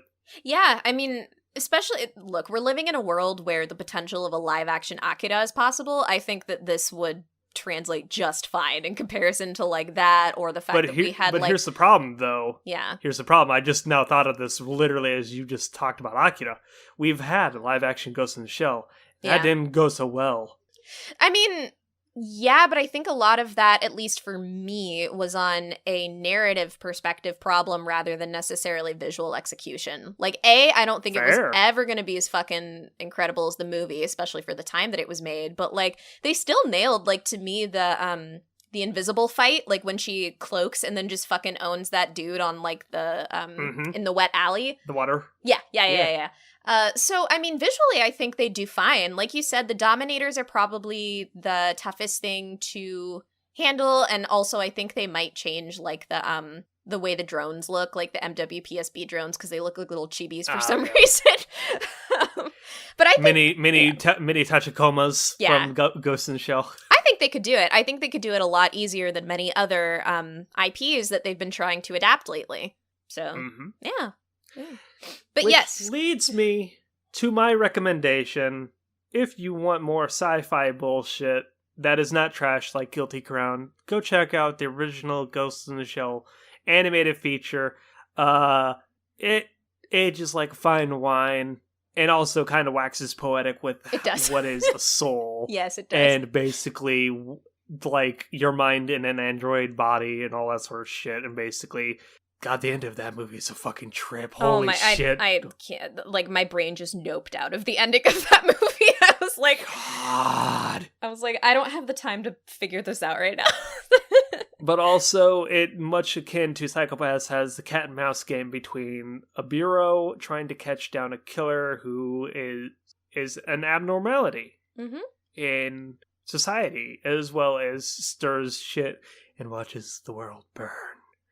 If it's okay, before Spoiler Room, could I close out our little review section with 2 quotes that I actually wrote down from the show that I really Yes. Like? Yeah. Yes. So do we? I forget. Do we before going into spoilers? We also plug shit, right? Yes. Okay. Cool. Okay. So one of them is, I believe that humans are clever wolves, not dumb sheep. We come up with excuses not to see the problems going on in front of us, said by our one and only Kagami. Which I think is very smart when they were talking about, like, mob mentality and reacting. It's a really good point. Clever wolves, not dumb sheep. And thinking about how we can purposefully not see things going on in front of us. Very cool. And I think this is a great way to describe the show as a whole. This is probably my favorite quote of the entire show. The law doesn't protect people. People protect the law. Akane Tsunemori. Just fucking drop the mic. Good shit. Good. All right. Well, we're going to have a spoiler room to express our feelings and deep dive and, because we feel we can always show our everything to those who wish to see. Fucking goddamn it, Craig. I love that ending so much, or opening so much. Well then, with that being said, this has been episode 186 of the NA Chat Box. 146? 146, right? You said 186. Fuck! I mean, hey, we could say we're 200 episodes in. I'm down. I mean, if that were the case, then we'd be ahead of the Save Our Progress feed, and that'd be all kinds of funny. Episode 146 of NA Chat Box. I can't clearly read, and I'm Craig. Cammy's over there, and she's basically making sure that I don't crash and burn the ship. Let me hit you with some socials. If you want to hit us up in short form, follow us on Twitter, twitter.com/anychatbox, 280 characters. Occasionally, you see sneak previews as to what we're going to be talking about. And for those who actually are impatient and want their hot early access, hit us up on Patreon. Donate some hot cash months to the feed, to the cause. Patreon.com/anychatbox. We do early access over there. Box spits are a thing. Cassie and I are yeah. trying out a new patron endeavor that should hopefully be released in the next few months. So if you enjoy both of us, look forward to that as well. Bitchin'. Let's see here. We also have email. Email at it's not email at serverprogress.com. Damn it! Rigmaroles. Anychatmail@gmail.com. Again, that is anychatmail@gmail.com. If you want to suggest topic for box bits, or give us a suggestion for an anime or something that we've missed in our impression check-ins, let us know, and maybe we might check it out and possibly suggest that for a host choice later down the line. We also the hosts have individual Twitters in the description below. Patreon, we have those patrons. Shout outs to you lovely people. Oh god, where are our lovely people in this doc? Hello, they're at the bottom. Shit. Shout outs to them. Suki, Paul, TroubleClef, and John, as well as Sarah, CorpsyAnn, Carol. Woo-woo! We love you. You keep those mics on, aka pay for our SoundCloud, which is pretty rad. I'm also on a slice of life podcast known as Save Our Progress. Literally last week we talked about anime. We reviewed an anime film called Dirty Pair, Project Eden. It's a fun movie. It has good music. We also shoot the shit every now and again when it comes to talking about our lives in the quarantine future. You know, toilet paper is rough out there, guys. You need to stock up, all right? Ramen, pasta, and apparently toilet paper. We just bought ramen and pasta today. We couldn't find toilet paper, though, however. Fuck.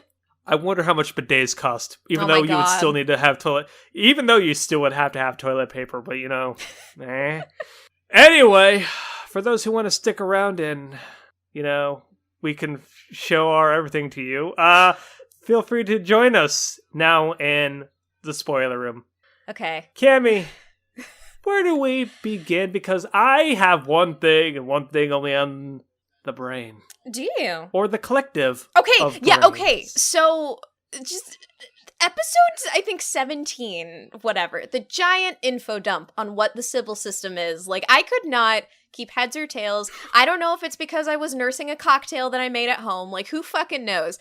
But yeah, that's the best way to Makishima waxes poetic, and you're like, I just need I need scotch on the rocks. So, this boy won't shut the fuck up.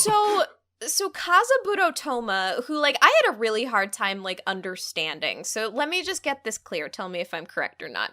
So okay. Kazaburo Toma was the original criminal who did that, murder on Kagami's old partner, I think. You are correct. Yeah, he would do those really graphic murders. Correct. And Makishima was, trained under Kazaburo Toma.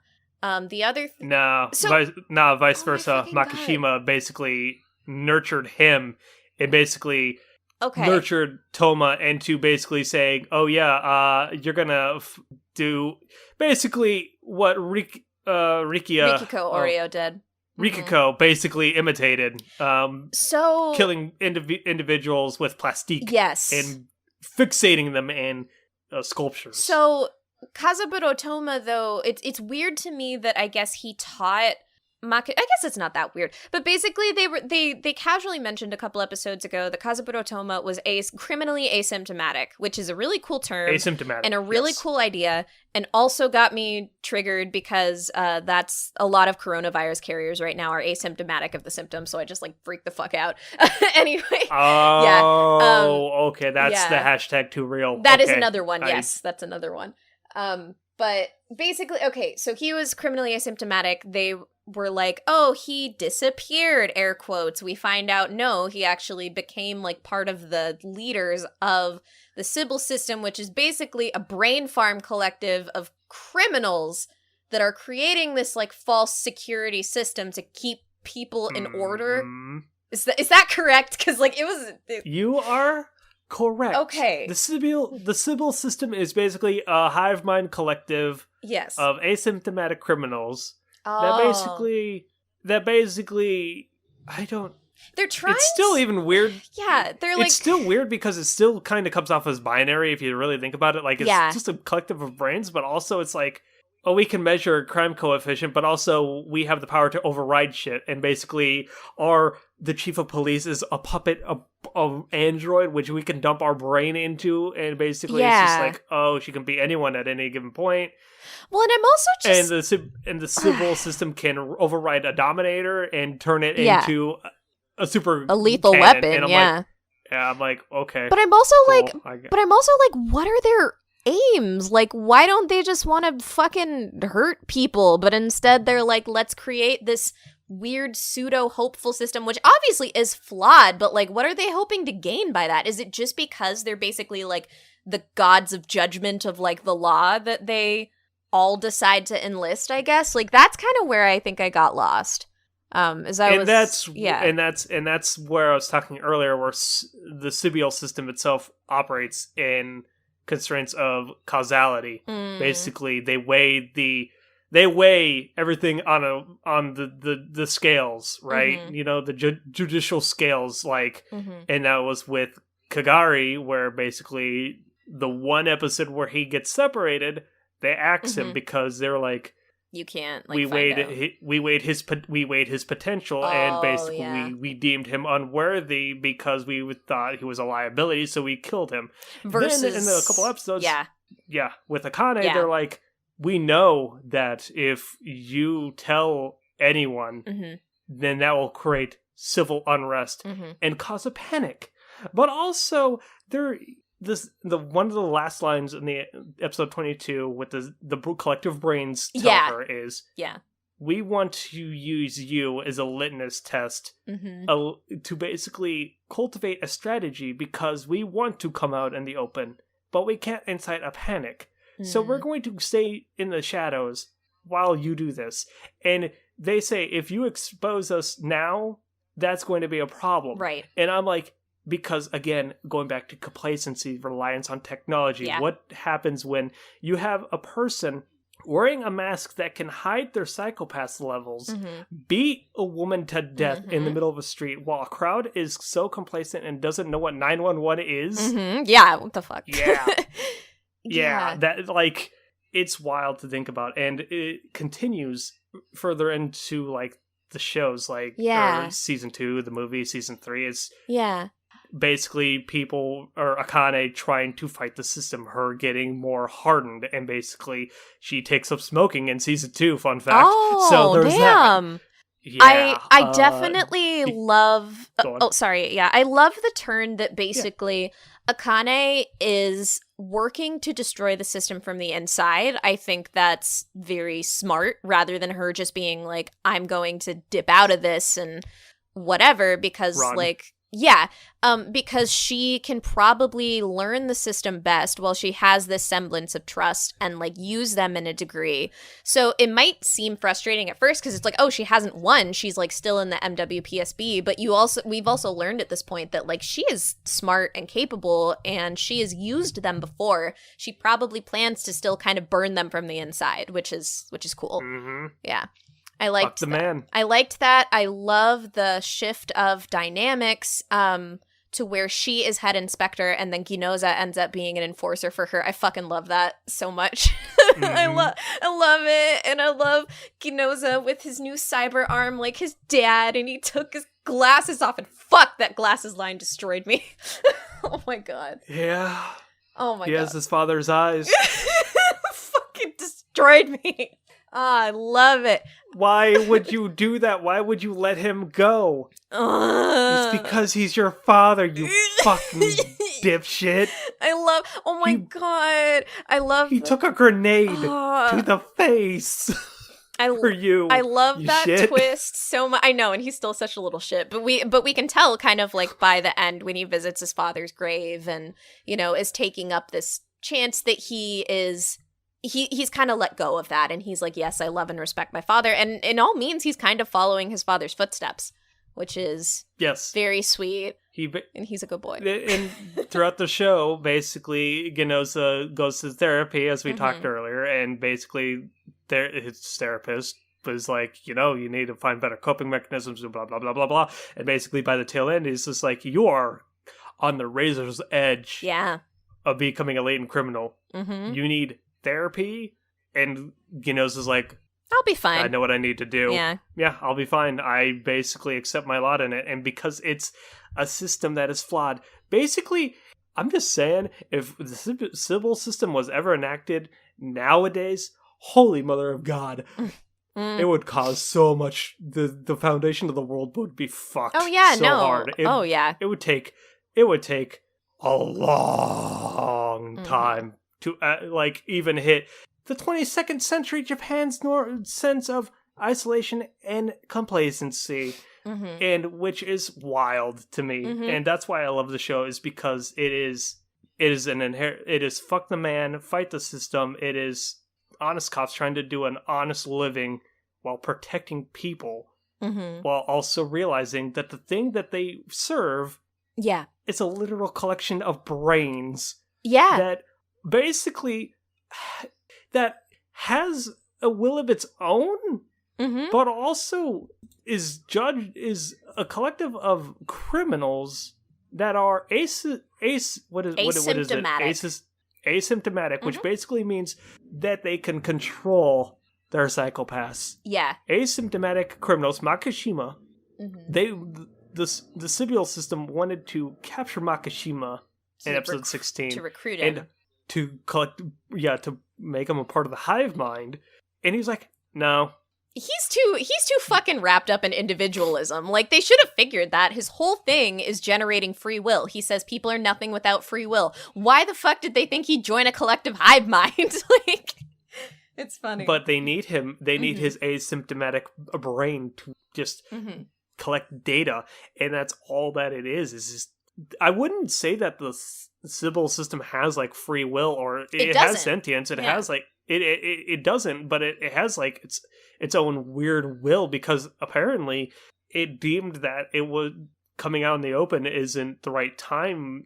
At the end of the show, but it wants to in the future, and I'm like, where did this change of heart come from? That's one thing I got from the rewatch. I'm like, yeah, it is. You said it is really hard to kind of like take all that in.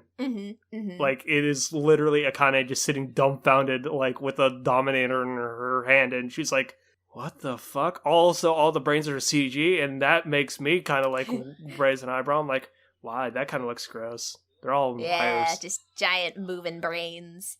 Yeah. I figured from the beginning, because the system is flawed, that again, the system is going to end up being the big villain. It was just hard to keep tabs on all of it at once, but it makes a lot of sense that systems are always the big villain. We've talked about that with Ikuhara shows, that a lot of times it's characters escaping systems as well. So it makes total sense, and that's why I can't necessarily call Makishima a villain. I would call him an antagonist, but I don't think he's a villain per se. Yeah. Well, wouldn't you call him a villain though? Because he's cultivated, and I guess you could say, I wouldn't say bred, but like he groomed. Yeah. Serial killers. I guess you could say he's a villain, but he's not the big bad, I guess is really what it is. Yes. That makes sense. Some people call him an anti-hero, but anti-hero is one of those literary terms that I don't have a full grasp on. So I'm not really like sure if that fits or not. But if you look at, like, a lot of people said that Stain in My Hero Academia was an anti-hero, then you could possibly say that Makishima is an anti-hero. He basically is still the antithesis of the big bad in a way, but it's just that he's so far, like, off the deep end that he is also chaotic. Okay, another thing, like, one of my issues with the end and why I still have issues with Kogami is, like, Akane worked so fucking hard to make sure you wouldn't kill somebody, and then at the end, she's like, don't do it, and you're like, I'm sorry, this is an issue between us, because we're fucking men with, like, our stupid pride, and I have to be the one to kill him, and then it was, like, super Fujo bait, where Makishima's like, I never thought anybody else but you would kill me. Do you think you'll replace me? And he's like, no, and then he shoots him, and I was like, this is fucking frustrating. I wasn't a huge fan of it. Like, I get it, but, like, at the same time, I really liked how Akane influences people, and I'm mad that Kagami just took the fucking hard-boiled dog route because of his fucking weird macho complex about killing this one guy. And it just, yeah, I wasn't hugely happy with that, but, like, at the same time, it does make sense, I guess. It kind of ends anticlimactically, yeah, if you think about it, right? Yeah. Because it's just like, okay, Kogami is, like, stuck in, like, his ways. Mhm. Like, he is literally just, like, he's steadfast in his approach, and he justifies it by saying, oh, well, he's a criminal, and if we let him go, if we use Sybil's laws, he won't even get a trial in Sybil's world, right? So he has to be the judge, jury, and executioner. Yeah. He's basically becoming, like, what is it, a vigilante, right? He's taking justice into his own hands. He's Batman. Yeah, basically, he's Batman, he's a Punisher, like, use any comic book analogy you want. He's Christian Bale Batman. Like, he even looks like it. I can't separate this now. Oh, perfect casting. Christian Bale is Kogami. Yes! Alright. It's fantastic. Can we get Joseph Gordon-Levitt as my baby Ginoza, please? Yes. I need it. Alright, anyway. Yes. Yeah, so... Did you have a theory about Akane that you mentioned vaguely, right? Oh, right. So, here's the weird thing that I question about Akane. And this kind of ties into what I'm thinking is one of your two top moments for Akane, is they do, what is it, a brain scoop? Yes. Basically a recreation of a traumatic moment where she sees Makishima slit the throat of her best friend. Oh my god, it was so good! Where literally, in that instance, episode 11, and that's where I told you, trigger warning. Yeah. Because it's really... it's impactful, and Kate Oxley actually nailed that. Yeah, she did. And I'm like, damn. Basically, that's where Makishima, they find out that he's asymptomatic, and the Dominator won't. Yeah. Yep, and she doesn't have the stones to actually pull the trigger because that would inherently go against the system that they, at the time, knew was right. So the brain scoop, she goes in and they basically recreate the image based on that, and then that's like that bit. They warn her going in that this will fuck her crime coefficient and her psychopasses up.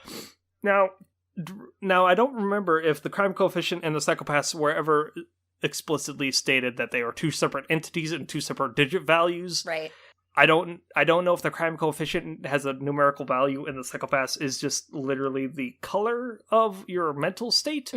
I'm thinking that's how it is. But basically, by doing this brain scoop, they say, yo, your stress is gonna fucking shoot through the roof and you may become a latent criminal. And basically, they do the procedure. She wakes up, she vomits. Yep. Because obviously seeing your best friend die again fucking is nightmare-inducing. Yeah. And then basically... Shion is like, yeah, your psychopath is fine. I'm like, is this your main character power? Do you have the ability to basically, like, despite all of this, your psychopath is fine? Throughout the entire show, your psychopath, even she tells Masayoka to, like, point his Dominator at her, and it is it's fine. turquoise. Despite saying we have to hunt down Makishima and we have to subdue Kogami. And she's like, yeah, I'm fine. I'm like, no, this isn't realistic. Is this me poking holes in the logic of the world? Yes. Am I thinking too much about it? Yes. But also, it doesn't make sense when everyone else is not immune to this. Yeah. I had this very vague thought, and then I Googled it. There very vaguely, I was like, is she asymptomatic? But Google says no, she's just very pure and, like, can't be tainted. So I would call it probably potentially lazy, like, God mode MC power. And I think... I mean... Yeah. Oh, go on. Oh, I think that it is very similar to me almost, again, I talked about how I'm glad that Akane wasn't just left as like this innocent moral compass, because I feel like then she would have been another Madoka to me, like the character Madoka, who's just like untouchable, super pure to me. And that's infallible. Yeah, and it's kind of something that I'm not like a huge fan of. But I think the only reason I can believe it with her is because there are so many good moments that she has in the last like half of the show where she is showing that she's questioning things. It's just that she has this fucking moral high ground that she can't escape. And some of it, unfortunately, is also due to such a strong belief in the law. I think that's another reason that she is trying to destroy Sybil from the inside rather than abandoning it completely. Because she does still have this weird, like, faith and attachment into what the Sybil system represents on, I think, the outside. Like, these beliefs that she had. There was the scene where she literally had the chance to kill, I keep forgetting his name, the main villain guy. Makishima, thank you. She had the chance to kill him, and she almost did, and you saw that hesitation. You saw all the flashbacks of, like, her friend, and you see her, like, breaking down, and instead she ends up arresting him alive. Which was another great scene. The memory dump was amazing. I think one detail that I think was so powerful with that, the memory scoop, whatever it was, is that in her memories, it was all very scattered. And I loved how when she would look at the scene that was there that she was trying to focus on, it kept getting interspersed with like positive memories of like her times with her friend. When she tried to focus directly on Makishima, it would go back to her friend's face. And like she couldn't place it because she had all that, basically that guilt and that sadness that was blocking off what she was trying to focus on. That was a really, really like awesome artistic way to look at the mental turmoil she went through. It was really fucking cool. Same when she had the dialogue with Kagari. I loved it. Yeah. Wasn't it? And yeah, it was Kagari and Makishima, Kogami, right? It was Kagari, Makishima, and Yuki, because she talked to Yuki when she was like in heaven, and she's like, do you think I could have been happy? And she's like, you definitely could have at any time. If you were alive, you still would have had the freedom, which fucking broke me. Poor sweet baby girl. She's it's wild. On that, even going back to just a little bit on the like MC God powers, I think Akane is even. They kind of talk about it when her and her two friends were eating lunch that one time. Where they're like, "Oh, we have the again going back to complacency. You take a test, you get a score that is determining your life path." One of her friends says, "Oh, I'm going to be studying this. I'm not going to have any chance for promotions. Guess I better get used to it." Her friend Yuki has her own path, and then Akane just flips her phone over and says, "Oh, look at my score of 700 plus. I can do anything I want." Yep.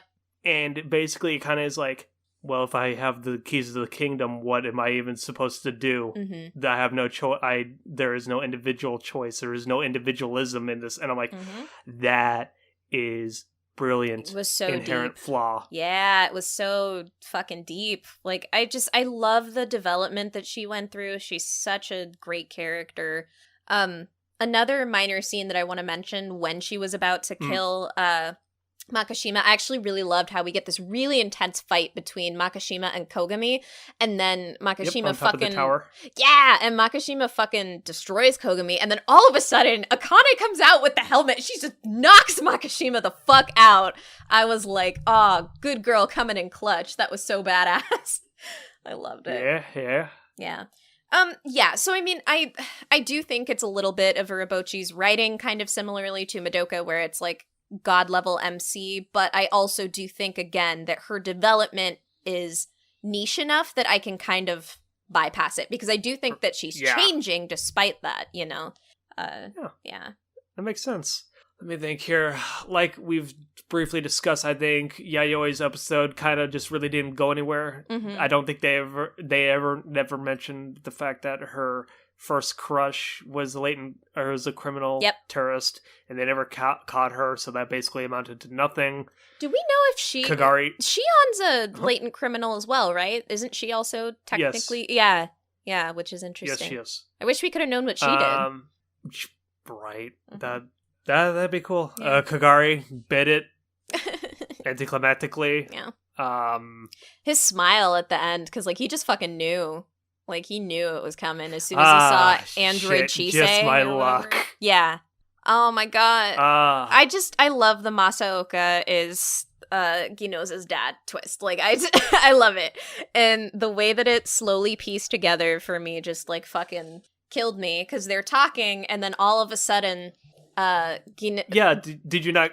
Yeah, I guess that's interesting, right? Because he basically, you would think, because he says little missy to like Akane, and then he would probably say son, probably just like as a like, oh, you know, oh, my son sort of thing, not like a father figure, kind of just like an old man. Hey son, how's it going? Well, I think it's because just initially it was little things I missed. I knew there was something between them because early in the show, Akane notices and she's like, "You have an issue with Masaoka, don't you?" And Ginoza's just gives her the worst fucking rusting bitch face ever.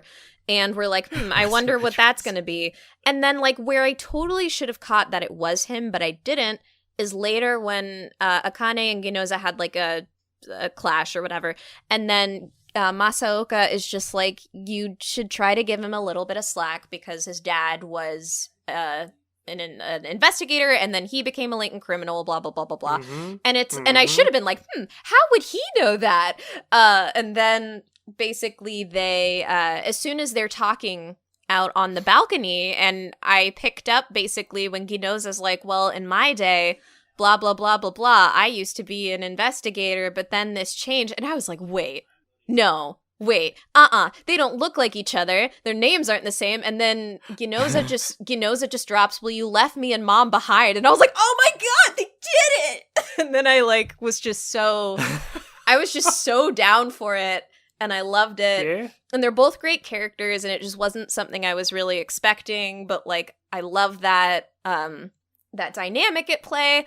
And then just after that, like seeing how what was it?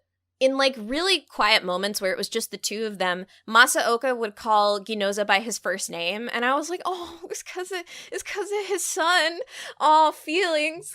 And and it was just very soft. And then like and then Ginoza would just have like little moments of vulnerability. Like when he basically before his dad died, he was just like, you're proud of Kogami because, like, you guys relate to each other. He's more of a better son for you. And I'm just like, oh my god. Yep. He punches the wall, he says shit, and he's just like, I'm sorry, I'm not as good as you want me to be. And Masaoka's like, kid, it's not the fact that I'm, like, helping Ko literally kill a man. It's the fact that I don't want you to literally go down the same route that I've gone down. Yeah. Stress and anxiety lead to this. The job chews you up and spits you out. And it kind of happened again, but also at the same time, that's all Ginoza knows is just doing good as a detective. And the fact that like he considered basically both the fall of his best friend from an investigator to a latent criminal and his dad, like he took those as personal offenses, and I'm just like, you poor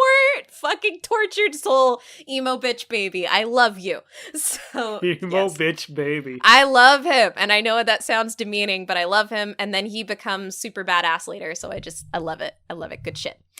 Yeah, other than that, I think I'm pretty good on spoilers. We'll talk about it in the side later. Who knows, we'll forget something, but I think, I don't really have anything besides the brain. I guess we talked about it briefly, but you know, just as you said, the quotes about the mob mentality, I think that I don't think that some scenes, especially during that street scene, the street one was probably the worst for me.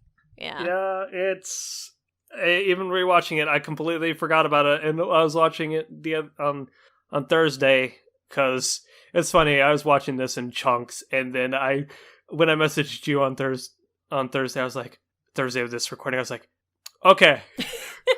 Do we need more time? Because I can binge this. I know you are busier than I. And then I got to that episode 17. I'm like, oh no, it's bad. It's so bad. Oh oh God, we say he's tearing her clothes off. Please do not.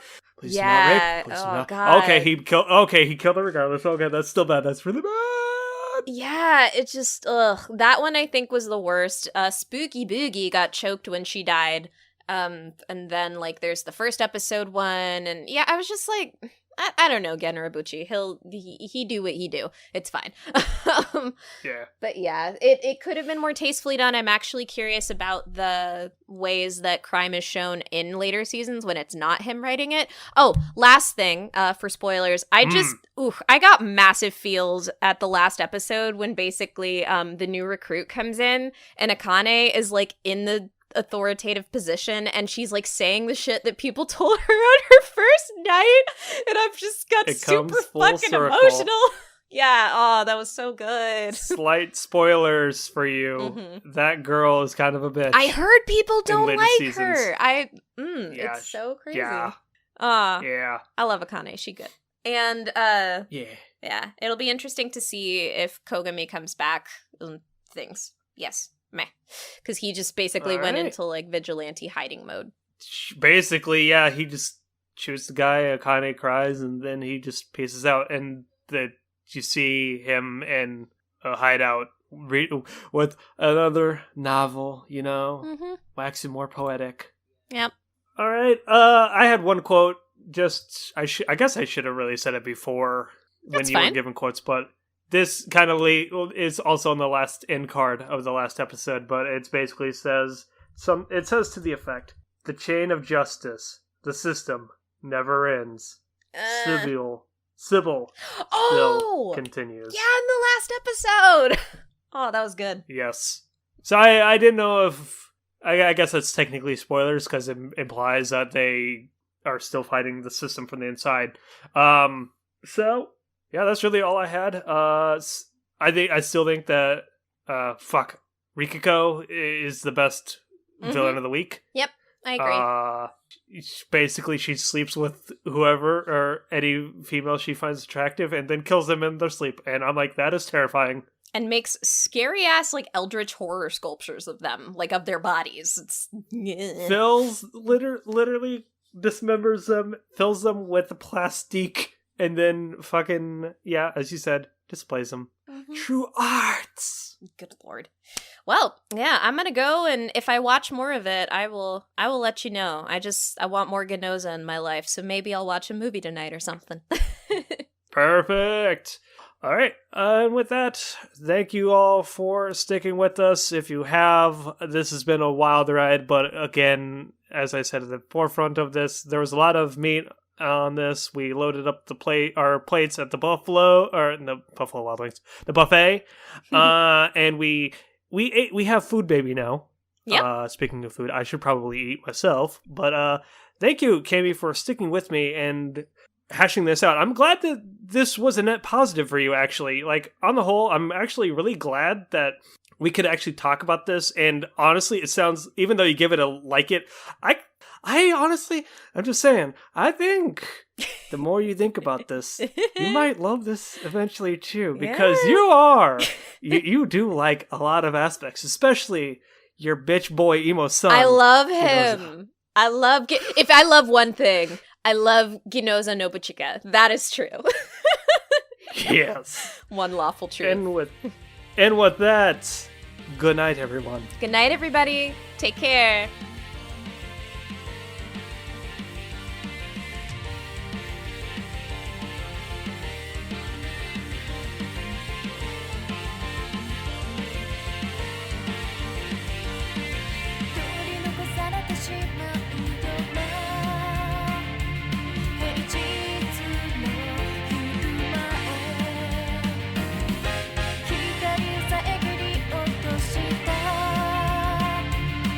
Let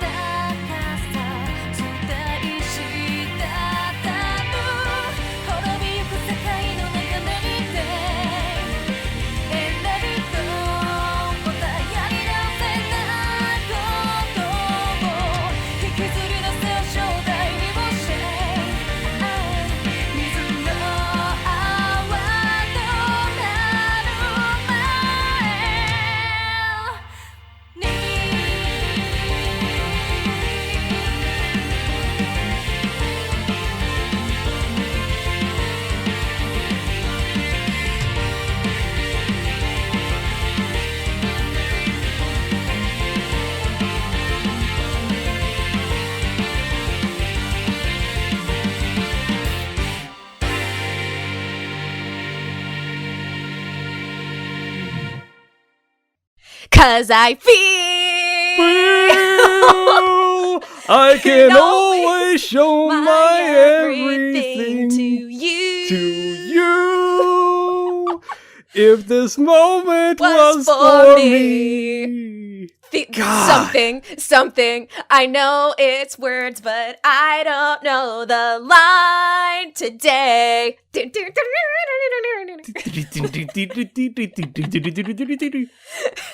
Perfect.